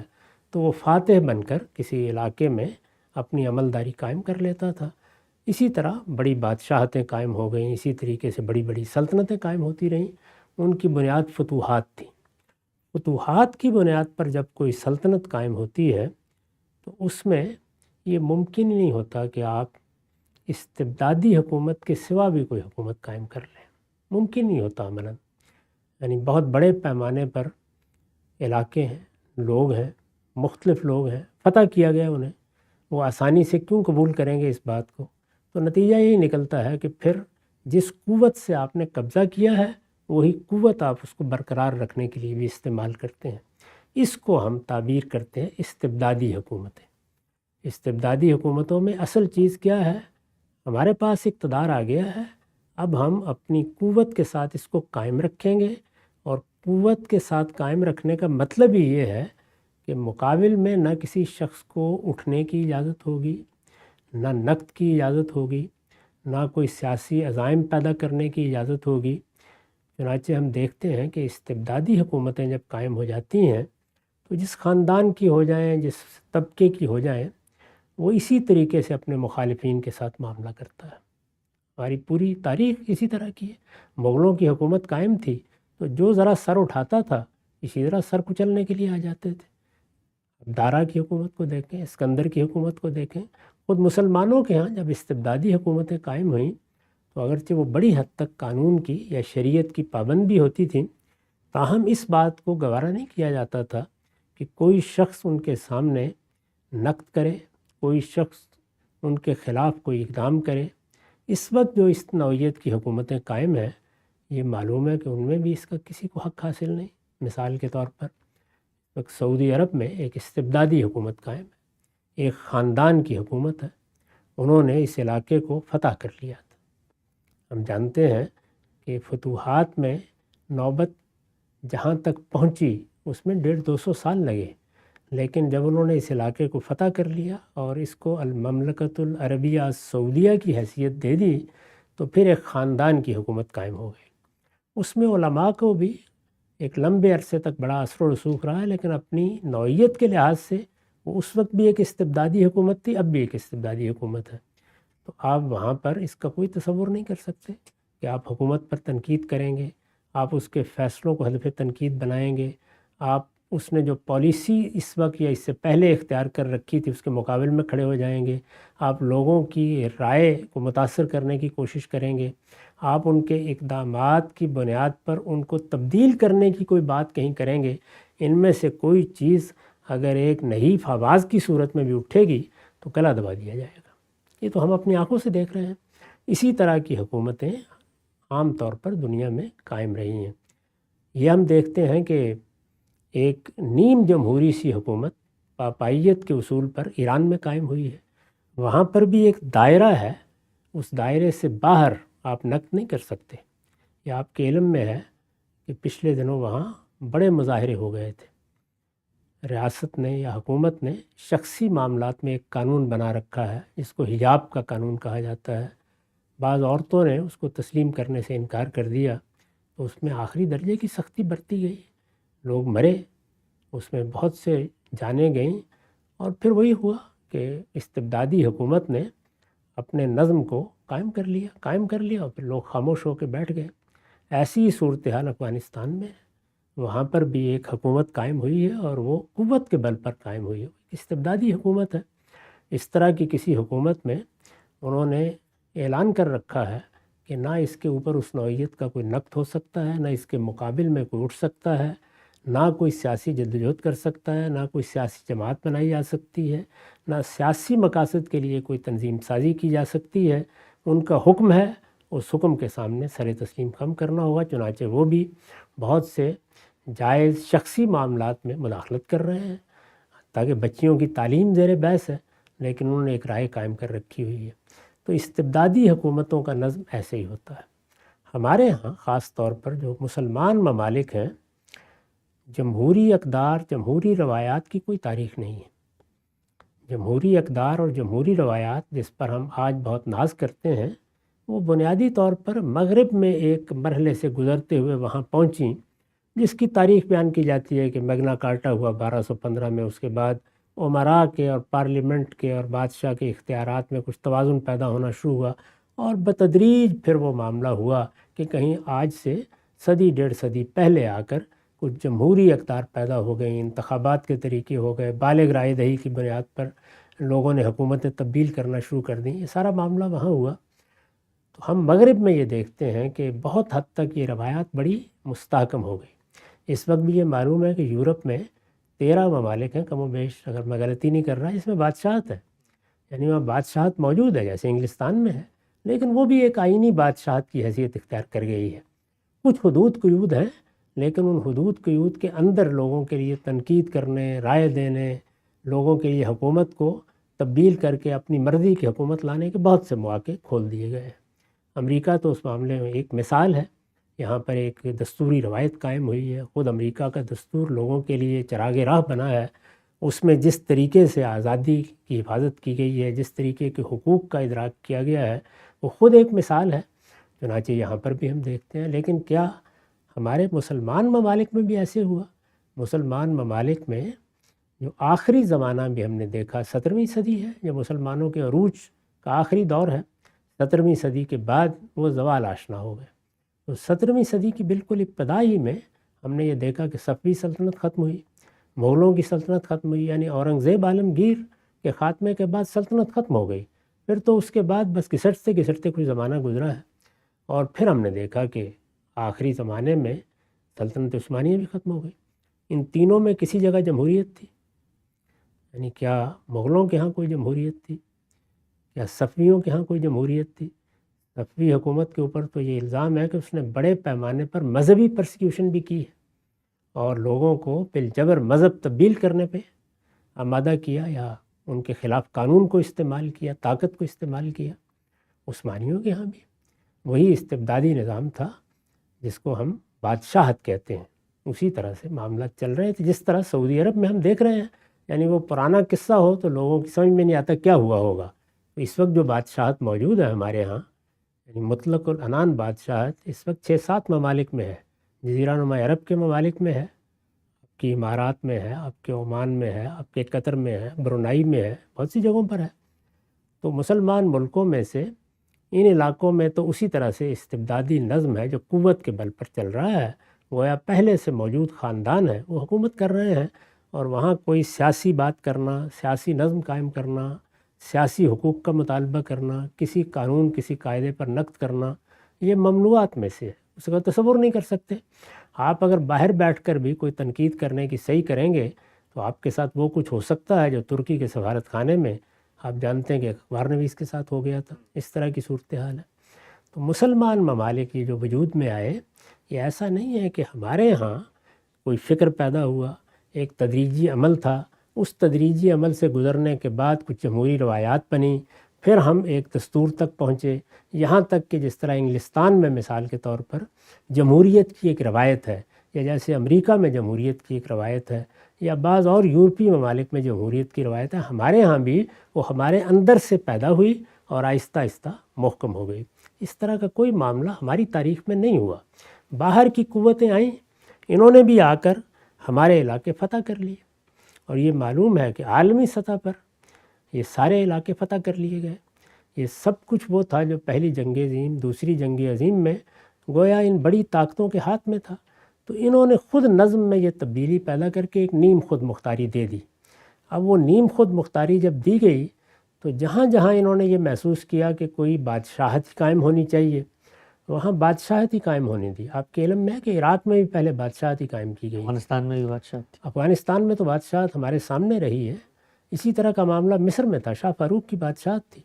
تو بادشاہتیں جہاں تھیں انہوں نے اس کو برقرار رکھا، اسی حیثیت سے ان سے کہا کہ آپ لوگ نیم خود مختارانہ طریقے سے جتنی آزادی ہم نے تم کو دے دی ہے، اپنا نظام اپنے حالات کے لحاظ سے خود بناؤ۔ بعض جگہیں البتہ ایسی تھیں جہاں پہلے سے نہ تو بادشاہت کی کوئی روایت تھی، نہ اس طرح کی فتوحات تھیں، یا حالات ایسے پیدا ہو گئے تھے کہ وہاں بادشاہت ختم ہو گئی۔ مثال کے طور پر ہمارے بر صغیر میں اگر 1857 کی جنگ نہ ہوتی اور بہادر شاہ ظفر کو اور اس کے خاندان کو مجرم نہ قرار دیا جاتا تو پہلا فیصلہ کیا تھا؟ پہلا فیصلہ یہی تھا کہ بہادر شاہ ظفر کی یا مغلوں کی اولاد کو تعلیم دلائی جائے گی، اس میں طے کر لیا گیا تھا، اور پھر یہاں پر اسی طرح کا ایک آئینی بادشاہت کا نظام قائم کریں گے جس طرح کا انگلستان میں موجود تھا۔ یہی پیش نظر تھا۔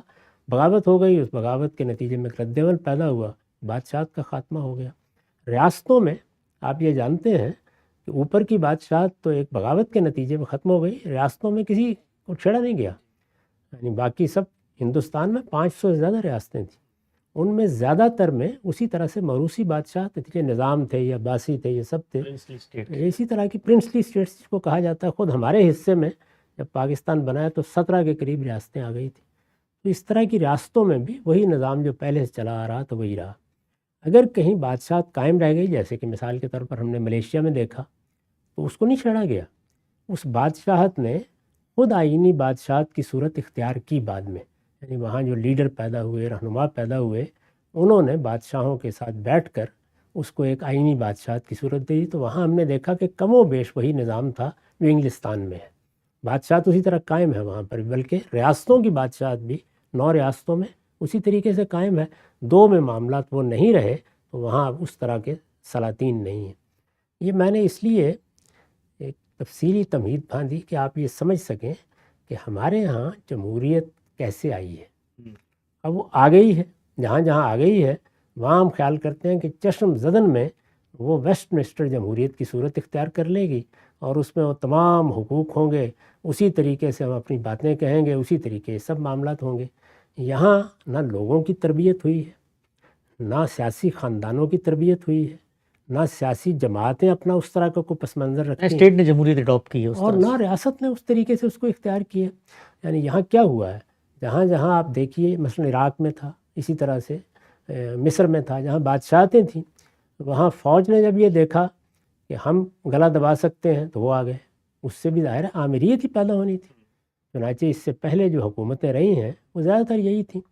تو موجودہ زمانے میں ایک طرف تو جمہوری حکومتیں کیسے قائم ہوتی ہیں، دساتیر کیسے بنتے ہیں، حقوق فرائض کی تقسیم کیا ہے، اس میں سیاسی حقوق میرے آپ کے کیسے ہوتے ہیں، اس کو بہت حد تک علم کی حیثیت حاصل ہو گئی ہے۔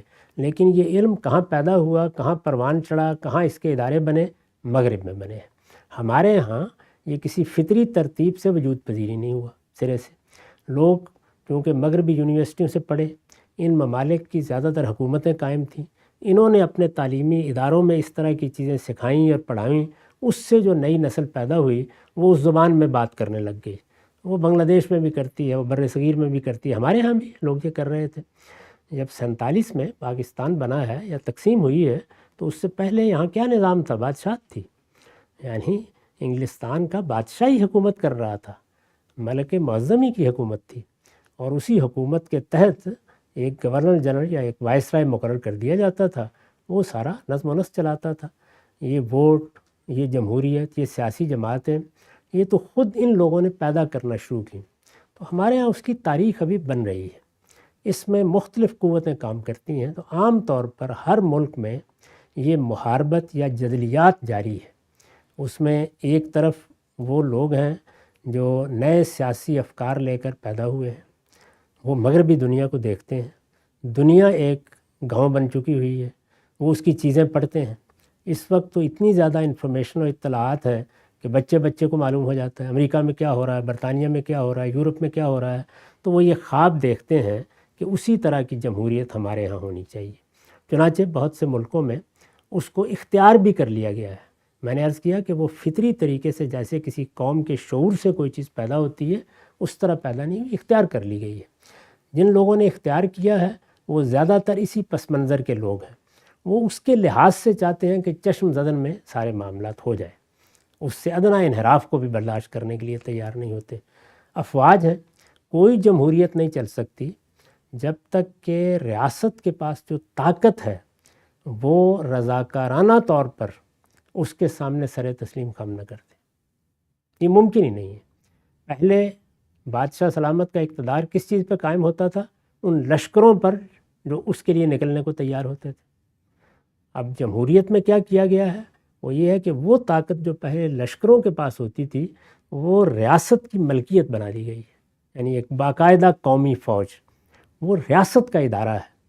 اس ادارے نے کیا یہ فیصلہ کر لیا ہے کہ وہ اب جمہوری اقدار کی پاسداری کرے گا، جو دستور بنایا گیا اس کی پابندی کرے گا، وہ ہر حال میں اقتدار سے اپنے آپ کو الگ رکھے گا، جو فیصلے ہوں گے ان کو قانون کے مطابق قبول کرے گا، اور قانونی معاملات ہی میں اپنی ساری طاقت حکومت کے لیے پیش کر دے گا، اور کسی غیر قانونی کام کا نہ خود اقدام کرے گا نہ کسی غیر قانونی اقدام میں ساتھ دینے کے لیے تیار ہوگا۔ یہ فیصلہ ہونا چاہیے نا۔ یہ مغربی ملکوں میں جو طاقت کا مرکز ہے، جو افواج ہی ہوتی ہیں، انہی کے بل پر حکومت قائم ہوتی ہے۔ انہوں نے یہ فیصلہ کر رکھا ہوا ہے، اگر وہ آج اس فیصلے کو تبدیل کر لیں تو وہی خلفشار اور انتشار وہاں پیدا ہو جائے گا۔ تو ایک قوت وہ ہے جو نئے سیاسی نظریات سے متاثر بھی ہے، ان کی قائل بھی ہے، اور ان کو اپنے ہاں روبہ عمل دیکھنے کا خواب بھی دیکھتی ہے۔ ہمارے جیسے لوگ جمہوریت کی بات کریں گے، یہ چاہیں گے کہ لوگوں کو رائے کی آزادی ہو، تو اپنی بات کہیں، شائستگی کے ساتھ اس کو بیان کریں، رائے عامہ ہموار ہو، ان کی رائے کے مطابق لوگ غور و خوض کے لیے تیار ہوں، جو فیصلہ کیا جائے قانون کے مطابق کیا جائے، قانون کی حکمرانی قائم ہو، وہ اقدار جو موجودہ زمانے میں سمجھ لی گئی ہیں ان کے مطابق حکومتیں چلیں۔ ایک طبقہ، لیکن یہ طبقہ ابھی ہمارے ہاں بہت کم ہے، بہت چھوٹا طبقہ ہے۔ دوسرے وہ فوج جو ریاست کی طاقت ہے، اس کے بغیر جمہوری حکومت چل ہی نہیں سکتی، اس کا فیصلہ کیا ہے؟ کیا اس نے یہ بات تسلیم کر لی ہے کہ اب اس کو اقتدار میں نہیں آنا، یا اقتدار کو جیسے کٹ پتلیوں کا تماشا ہوتا ہے اس طریقے سے نہیں چلانا، بلکہ قانون کی پابندی کرتے ہوئے اپنے آپ کو سرنڈر کر دینا ہے، سرنگوں رکھنا ہے، یا فیصلہ کر لیا ہے؟ دوسری چیز یہ۔ تیسری چیز یہ ہے کہ ہمارے ہاں، ہم مسلمانوں کے ہاں مذہبی قیادت ہے، یعنی مسلمانوں کی قیادت کبھی بھی صرف سیاستدانوں کے پاس نہیں رہی۔ ابتدا میں جب خلافت راشدہ قائم ہوئی تو اس میں شبہ نہیں ہے کہ وہاں قیادت یہ دوئی نہیں تھی، تفریق نہیں تھی، لیکن اس کے فوراً بعد، یعنی بنو امیہ کے آخری زمانے میں کوئی 100 سال کے بعد، ہماری قیادت 2 حصوں میں تقسیم ہو گئی۔ اس وقت سے اب تک اسی طرح تقسیم ہے، سیاسی قیادت، مذہبی قیادت۔ مذہبی قیادت نہ صرف یہ کہ لوگوں پر اثر و رسوخ رکھتی ہے، بڑے پیمانے پر لوگ اس کی بات سنتے ہیں، اور وہ خاص طور پر اگر مذہبی معاملات میں کوئی رائے قائم کرے تو سیاسی لوگوں کو بھی اس کے سامنے جھکنا پڑتا ہے۔ یہ ہم اپنے ملک میں دیکھتے ہیں، بڑے بڑے سیاستدانوں سے وہ فیصلے کرائے گئے ہیں جو علم و عقل کی کسی میزان پر پورے نہیں اترتے، لیکن ہو گئے، اور اس کے نتائج ہم اس وقت دیکھ رہے ہیں۔ تو یہ 3 قوتیں ہیں مسلمان ملکوں میں، ان تینوں قوتوں کے درمیان ابھی ایک جدلیات برپا ہے۔ یہ جدلیات ہے جس کا کبھی نظارہ آپ پاکستان میں دیکھتے ہیں، کبھی آپ مصر میں دیکھتے ہیں جس کو عرب بہار کہا گیا، کبھی آپ بنگلہ دیش میں دیکھتے ہیں۔ تو میں اس سارے معاملے کو اس پس منظر میں دیکھتا ہوں، جب تک مذہبی قیادت، سیاسی قیادت اور فوجی قیادت یہ جمہوری اقدار کو اصول میں دل کی گہرائیوں سے قبول نہیں کر لیں گے، ہم اسی طرح کے نشیب و فراز دیکھتے رہیں گے، اور کبھی امیدیں قائم کریں گے اور کبھی افسردہ ہو کر گھر میں بیٹھ جائیں گے، اس کا کوئی انجام نہیں ہوگا۔ تو بڑی خوبصورتی سے آپ نے وہ جو پس منظر ہے اور جو مسائل جہاں سے پیدا ہوتے ہیں اس کا ایک تجزیہ کیا۔ اچھا ہم صاحب، اگر تو صورتحال یہ ہے، ظاہری بات ہے ہم اس وقت جمہوریت کے دور بلوغت میں جی رہے ہیں، ابھی تو ہم نے اقدار کو سیکھنا ہے، اس کے بعد جمہوریت ہمارے رویے، ہمارے اعماق میں اترے گی۔ جب تک طاقت کا کھیل ہے، جدلیات ہے، جس کا جہاں پر بس چلتا ہے وہاں پر وہ طاقت کو لے لیتا ہے، اس سب میں پھر آپ جو دین کی بات کرتے ہیں وہ آئیڈیلزم کے اصول پہ کیوں کرتے ہیں کہ جی آپ نے سڑکیں بند نہیں کرنی اور احتجاج جو ہے وہ قانون کی حکمرانی؟ بھائی قانون کی حکمرانی اگر فوج اپنانے پہ تیار نہیں ہے، پارلیمنٹ اپنانے پہ تیار نہیں ہے، ہماری عدلیہ اپنانے پہ تیار نہیں ہے، تو پھر ایک عام آدمی کو کیسے پابند کیا جا سکتا ہے کہ جی دفعہ 144 اگر لگ گئی تو گھر پہ بیٹھ جائے، اس لیے کہ جی دین کی خلاف ورزی ہو جائے گی، ریاست الامر کی اطاعت کرنی ہے؟ تو پھر وہاں پر بھی تو مارجن دینا چاہیے کہ اس کا مطلب یہ ہے کہ جہاں پر جو شخص جو کچھ کر سکتا ہے وہ کریں گے۔ جب آئیڈیلزم کے اصول پر جمہوریتیں قائم ہو جائیں گی تو ٹھیک ہے، پھر سڑک بھی بلاک نہیں کریں گے۔ میں اللہ کا دین بیان کرتا ہوں، اللہ کا دین حالات کی رعایت ضرور ملحوظ رکھتا ہے، لیکن یہ کہ وہ حالات کے تابع نہیں ہوتا۔ اس کے اخلاقی اصول عالمگیر ہیں، وہ ہر حال میں لوگوں کو بتانے ہیں۔ لوگوں کی جان، مال، آبرو کو ہمارے دین میں حرمت حاصل ہے۔ ہم کسی کے خلاف کوئی اقدام کریں گے تو اس کے لیے اللہ کی عدالت میں جواب دیں۔ اس کا نہ جمہوریت سے کوئی تعلق ہے، نہ بادشاہت سے کوئی تعلق ہے۔ اگر بادشاہ بھی اللہ تعالیٰ کے دین کی خلاف ورزی کر کے کسی کی جان، مال، آبرو کے خلاف کوئی اقدام کریں گے تو آخری درجے کے مجرم ہیں۔ یہی معاملہ عوام کا ہے، یہی معاملہ افواج کا ہے، یہی معاملہ سیاسی جماعتوں کا ہے۔ تو یہ دین کی دعوت ہے، یہ تو ہر حال میں دینی ہے۔ غار میں بیٹھے ہوئے لوگوں کو بھی بتانا ہے کہ اللہ تعالیٰ نے تمہارے لیے کیا حدود مقرر کیے ہیں، وہ ہم بتائیں گے۔ اب رہ گئی یہ بات کہ ہم نے یہ حدود بتائے، اس میں کسی موقع پر لوگوں نے کسی اضطرار میں کوئی اقدام کر ڈالا، تو یہ بات بھی دین میں طے ہے کہ فلاں معاملے میں استرار کی رعایت مل سکتی ہے. یہ چیزیں ملحوظ بھی رکھی جاتی ہیں، ان میں لوگوں کو بتایا بھی جاتا ہے. لیکن کیا استرار کی اجازت حرام کے معاملے میں اللہ تعالیٰ نے دی ہے تو اب یہ بتانا بند کر دیا جائے کہ سور حرام ہے یا درندوں کا گوشت کھانا حرام ہے یا غلاظت کھانا حرام ہے؟ ہم بتائیں گے، یہی ہماری ذمہ داری ہے تاکہ لوگ ان حدود کو پامال نہ کریں. یہ ان کو بھی بتائیں گے جو اپنے جذبات کا اظہار کر رہے ہیں، ان کو بھی بتائیں گے جو ان کے خلاف اقدام کر رہے ہیں. یعنی دونوں کے لیے اللہ کی ہدایت یہی ہے کہ کسی بے گناہ کی جان نہیں لی جا سکتی، کسی کا مال نہیں لیا جا سکتا، اسی طریقے سے کسی کی آبرو کے خلاف کوئی اقدام نہیں ہو سکتا، لوگوں کو آزار نہیں پہنچایا جا سکتا. اب مثال کے طور پر ہمارے یہاں پروٹوکول کے نام پر راستے بند کر دیے جاتے ہیں. وہ بھی اتنا ہی بڑا جرم ہے جتنا بڑا جرم جب کوئی جلوس نکالا جاتا ہے یا مظاہرہ کیا جاتا ہے یا دھرنا دیا جاتا ہے تو راستے بند کیے جاتے ہیں. تو دونوں کو توجہ دلانی چاہیے. اخلاقی اصول، مذہب کے قاعدے وہ سب کے لیے. جو لوگ جدوجہد کر رہے ہیں ان کو بھی بار بار بتانا چاہیے، بار بار بتانا چاہیے. انہیں بھی اس کو ملحوظ رکھنے کی صحیح کرنی ہے. کہیں کوئی خلاف ورزی ہو گئی استرار میں، مجبوری میں، اللہ تعالیٰ معاف فرمائے گا. لیکن یہ سب اگر ہم نہیں بتائیں گے تو پھر تو اس کے معنی یہ ہے کہ جس کے لیے بھی ممکن ہوگا وہ اپنے آپ کو برسر حق سمجھ کر ہر ظلم کر گزرے گا. افواج اگر محسوس کریں گی کہ ان کو کوئی اقدام کرنا ہے تو نہ وہ قانون کی پرواہ کریں گی، نہ کسی قاعدے کی پرواہ کریں گی. پھر وہی ہوگا کہ آپ کے ہاں دن دہاڑے لوگ غائب ہو جائیں گے، کسی قانون کی عدالت میں پیش نہیں ہوں گے، کوئی ان کا مقدمہ نہیں چلے گا. یہ جو کچھ ہم دیکھ رہے ہیں یہ کیا ہے؟ تو ان کو بھی یہ بتانے کی ضرورت ہے کہ نہیں، اللہ نے آپ کو اس کا اختیار نہیں دیا. آپ بڑے سے بڑے فائدے کو پیش نظر رکھ کر بھی لوگوں کو اس طریقے سے قانون سے ماورا نہیں اٹھا سکتے. بتایا جائے گا نا. یہ اسی طریقے سے اگر کوئی پارٹی ہے وہ کوئی کام کر رہے ہیں یا لوگ ہیں وہ باہر نکل آئے ہیں تو ان سے بھی یہی کہا جائے گا. لیڈر ہوں، رہنما ہوں، ان کے لیے صحیح طریقہ یہ ہے کہ وہ اپنی جدوجہد کو عدم تشدد، نان وائلنس کے اصول پر منظم کریں.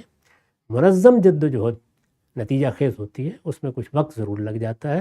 اس میں اگر کسی جگہ کوئی تجاوز ہو گیا، نادانستہ تجاوز ہو گیا یا کسی استرار میں کوئی بات ہو گئی تو اللہ معاف کرے گا. لیکن ہم اس سے دستبردار کیسے ہو سکتے ہیں کہ ہم لوگوں کو یہ نہ بتائیں کہ قانون کی پابندی کرو، قاعدے کے اندر رہو، جو کچھ ضابطے ہیں، جو معاہدات ہیں، ان کا عزت اور احترام ملحوظ رکھتے ہوئے جو جدوجہد کرنی ہے کرو. اسی طرح حکومتوں کو، ریاست کو، عدالت کو، سب کو یہ بتانا ہوتا ہے کہ وہ قانون سے تجاوز نہیں کریں. لوگوں کی جان، مال، آبرو، اس کو اللہ نے حرمت عطا کی ہے. یہ حرمت بیت اللہ کی حرمت کی طرح ہے، اسے پامال نہیں کیا جا سکتا. تو بالکل واضح ہو گیا. اچھا ہم صاحب ایک اور پہلو بتائیے گا. یہ ہمارے وہ ممالک جہاں پہ جمہوریت کا پودا کاشت کیا گیا ہے اور ابھی جمہوری اقدار اپنے اعماق میں نہیں اتری، لوگ اس کو اصلاً تسلیم نہیں کرتے، دستور بن گئے ہیں، وہاں پر ہمارے لیے ایک بے پناہ مسرت اور تہنیت کا موقع ہوتا ہے. چہروں کی تبدیلی کو ہم نظام کی تبدیلی سمجھتے ہیں. بنگلہ دیش کے اندر بھی اور پاکستان کے اندر بھی ہمیں دیکھتے ہیں کہ ہمارے بڑی خوشی ہوتی ہے کہ بھئی ایک حکمران ہے، احتجاج ہوا، دھرنا ہوا، ہم نے اس کو نیچے اتارا، اٹھا کے باہر پھینک دیا، لیکن کچھ عرصے بعد یہی سائیکل ریپیٹ ہوتا ہے. تو ابھی جو تبدیلی آتی ہے ان ملکوں میں، وہ تبدیلی بھی کیا ہوتی ہے کہ اصل میں مثال کے طور پہ بنگلہ دیش کے اندر اگر فوج فیصلہ نہ کرتی تو پھر کچھ بھی نہ ہوتا. تو فوج نے ایک کریکٹر کو ہٹایا، دوسرے کو بٹھا دیا، تو اصل طاقت تو جہاں پر تھی وہیں پر رہی. ایسا ہی ہوتا ہے. دیکھیے جب جمہوری اقدار کی پاسداری نہیں ہو رہی، اور جس طرح کہ میں نے عرض کیا کہ جمہوریت یا جمہوری طریقے یا آئینی اور دستوری طریقے ہمارے شعور سے پیدا ہی نہیں ہوئے. اس وقت تو صورتحال یہ ہے کہ آپ مذہبی قیادت سے پوچھئے جا کر کیا وہ دل سے جمہوریت کو مانتے ہی نہیں ہے. سچی مانتے ہی نہیں ہے اس کو. ان کو جب موقع ملا ہے، افغانستان میں ان کی حکومت تو ہمارے سامنے قائم ہوئی ہے، ان کو جب موقع ملا ہے تو انہوں نے صاف اعلان کر دیا کہ جمہوریت کیا ہوتی ہے، انتخابات کیا ہوتے ہیں، لوگوں کی رائے کیا ہوتی ہے. یہ تو اصل میں ایک طبقے کی حکومت ہے، صالحین کے ہاتھ میں اقتدار آ گیا ہے، ہم نے بزور بازو اقتدار حاصل پہ ہم حکومت کریں گے. تو یہ مذہبی نقطہ نظر ہے. ہمارے ہاں جو افواج ہیں ان کے پاس بھی اگر آپ بیٹھیں، ہر ملک کی فوج کے پاس بیٹھ جائیں، اس کے جو بڑے لوگ ہیں وہ برملا یہ کہتے ہیں کہ ان ملکوں کے اندر وہ قیادت ابھی ہے ہی نہیں کہ جو حکومت کا نظم سنبھال سکے. یہ لوگ تو جیسے ہی اقتدار میں آتے ہیں یہ ملک کو لوٹنا شروع کر دیتے ہیں. ان کے فیصلے بالکل بے معنی ہوتے ہیں، ان کا کیلیبر دیکھیے، ان کو بات نہیں کرنا آتی. یہ صرف ہم لوگ ہیں جن کی وجہ سے ملک بچا ہوا ہے. تو اس وجہ سے وہ اس سے دستبردار ہونے کے لیے تیار نہیں ہیں کہ وہ سول حکومت کے سامنے سر تسلیم خم کر دیں. یہ ہماری اندرونی کشمکش ہے इसको जब तक आप शऊरी तौर पर एक जगह पर नहीं लाएंगे कि हम सब ने मिल के इत्तेफाक कर लिया है कि ये नज़म है, इस नज़म को हमने दिल से मान लिया है, अब हम इस नज़म के सामने इताअत का सर झुकाएंगे। यानी मुल्क का एक झंडा होता है ना, वैसे तो कपड़ा ही होता है, आप सर झुका देते हैं ना उसके सामने, इज़्ज़त एहतराम। ये इज़्ज़त और एहतराम आइन, दस्तूर या हमारे सियासी फ़ैसलों को मिलना चाहिए। ये फ़ौज को भी देना चाहिए, ये मजहबी क़यादत को भी देना चाहिए। इस पर खुली बहस करने की हमारे यहाँ इजाज़त नहीं दी जाती। तो ये सब मराहिल जब तक हमारे यहाँ गुजरेंगे नहीं, उस वक्त तक दो ही रास्ते हैं। एक तरीका ये है कि आप बहुत इत्मीनान से बहस करके, गुफ्तगू करके, अपना अपना नुक्ता नज़र पेश करके मुतमिन हो जाएं, और दूसरे ये है कि वक्त के थपेड़े आपको आहिस्ता आहिस्ता साहिल पर पहुंचा दें।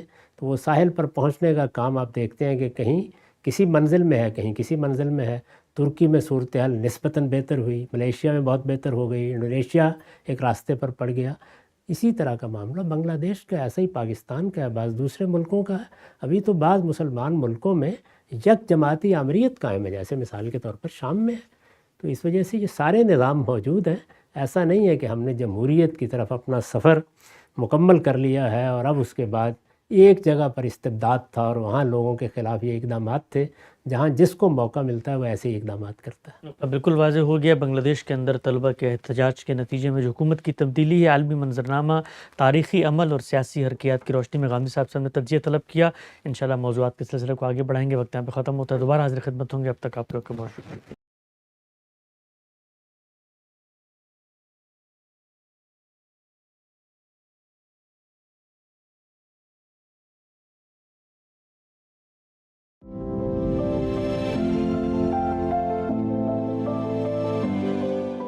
Sunday School.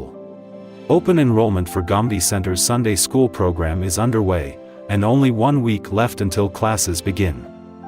Our comprehensive online Sunday School program is specifically designed to instill positive character traits in our students, based on core Islamic values in the light of Quran and Sunnah. We aim to cultivate critical thinking in our students and teach them how to objectively explore and understand religion, so that they can confidently become religious and community leaders of tomorrow.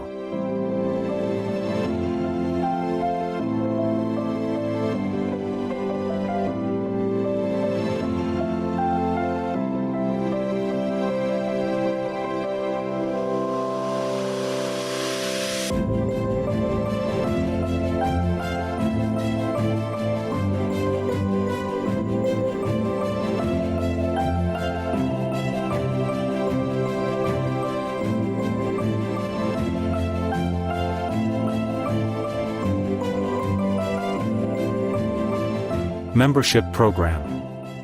Unlock the opportunity to be part of the GCIL team. Join our first ever membership program and become an integral part of our community. Become a member now, ghamdi.org/member.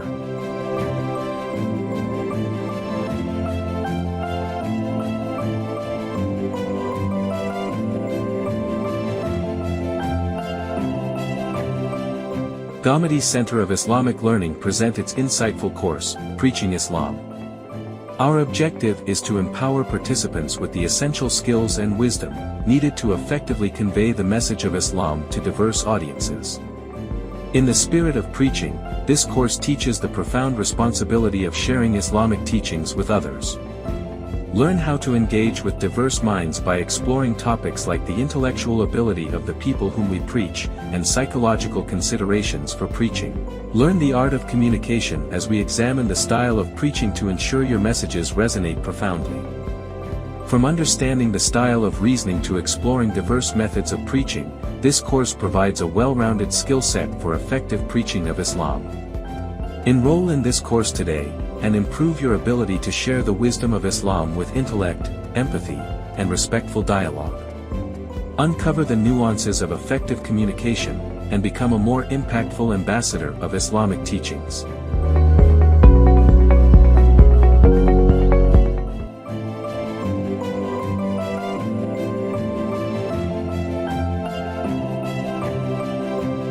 Sponsor dubbing. Support the English dubbing of our episode through cutting-edge AI technology. Join us in transforming our Urdu content into English, enabling a broader audience, particularly the younger English-speaking generation, to access valuable teachings of Islamic education. Donate now, gomdi.org/sponsor.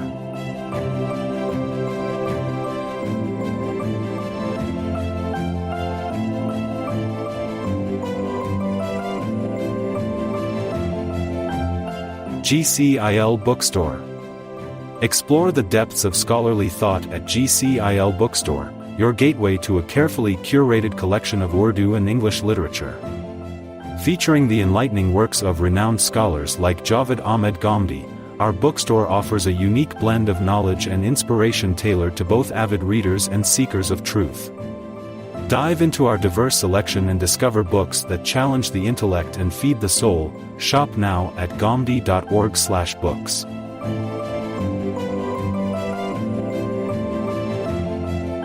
Rooted in the essence of comprehending God and expressing humility, Ghamidi Center of Islamic Learning's course, The Muslim Prayer, offers a comprehensive exploration of the prayer's history, objectives, and rituals.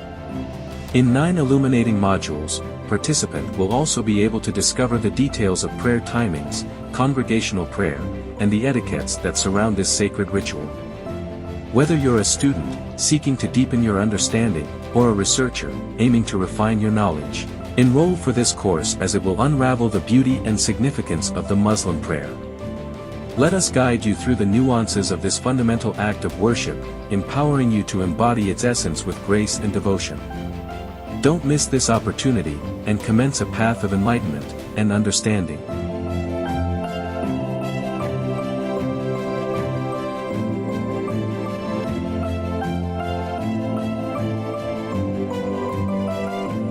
Sponsor an episode. Producing, editing, and streaming each session's episode requires significant dedication and hard work. By sponsoring episodes, you're making a meaningful and enduring impact. Furthermore, you can choose to dedicate your sponsorship in honor or memory of someone special, giving a unique and personal significance to your support. Opportunities for sponsorship. Al-Bayan episodes and response to 23-question series. Sponsor now. gomdi.org/sponsor.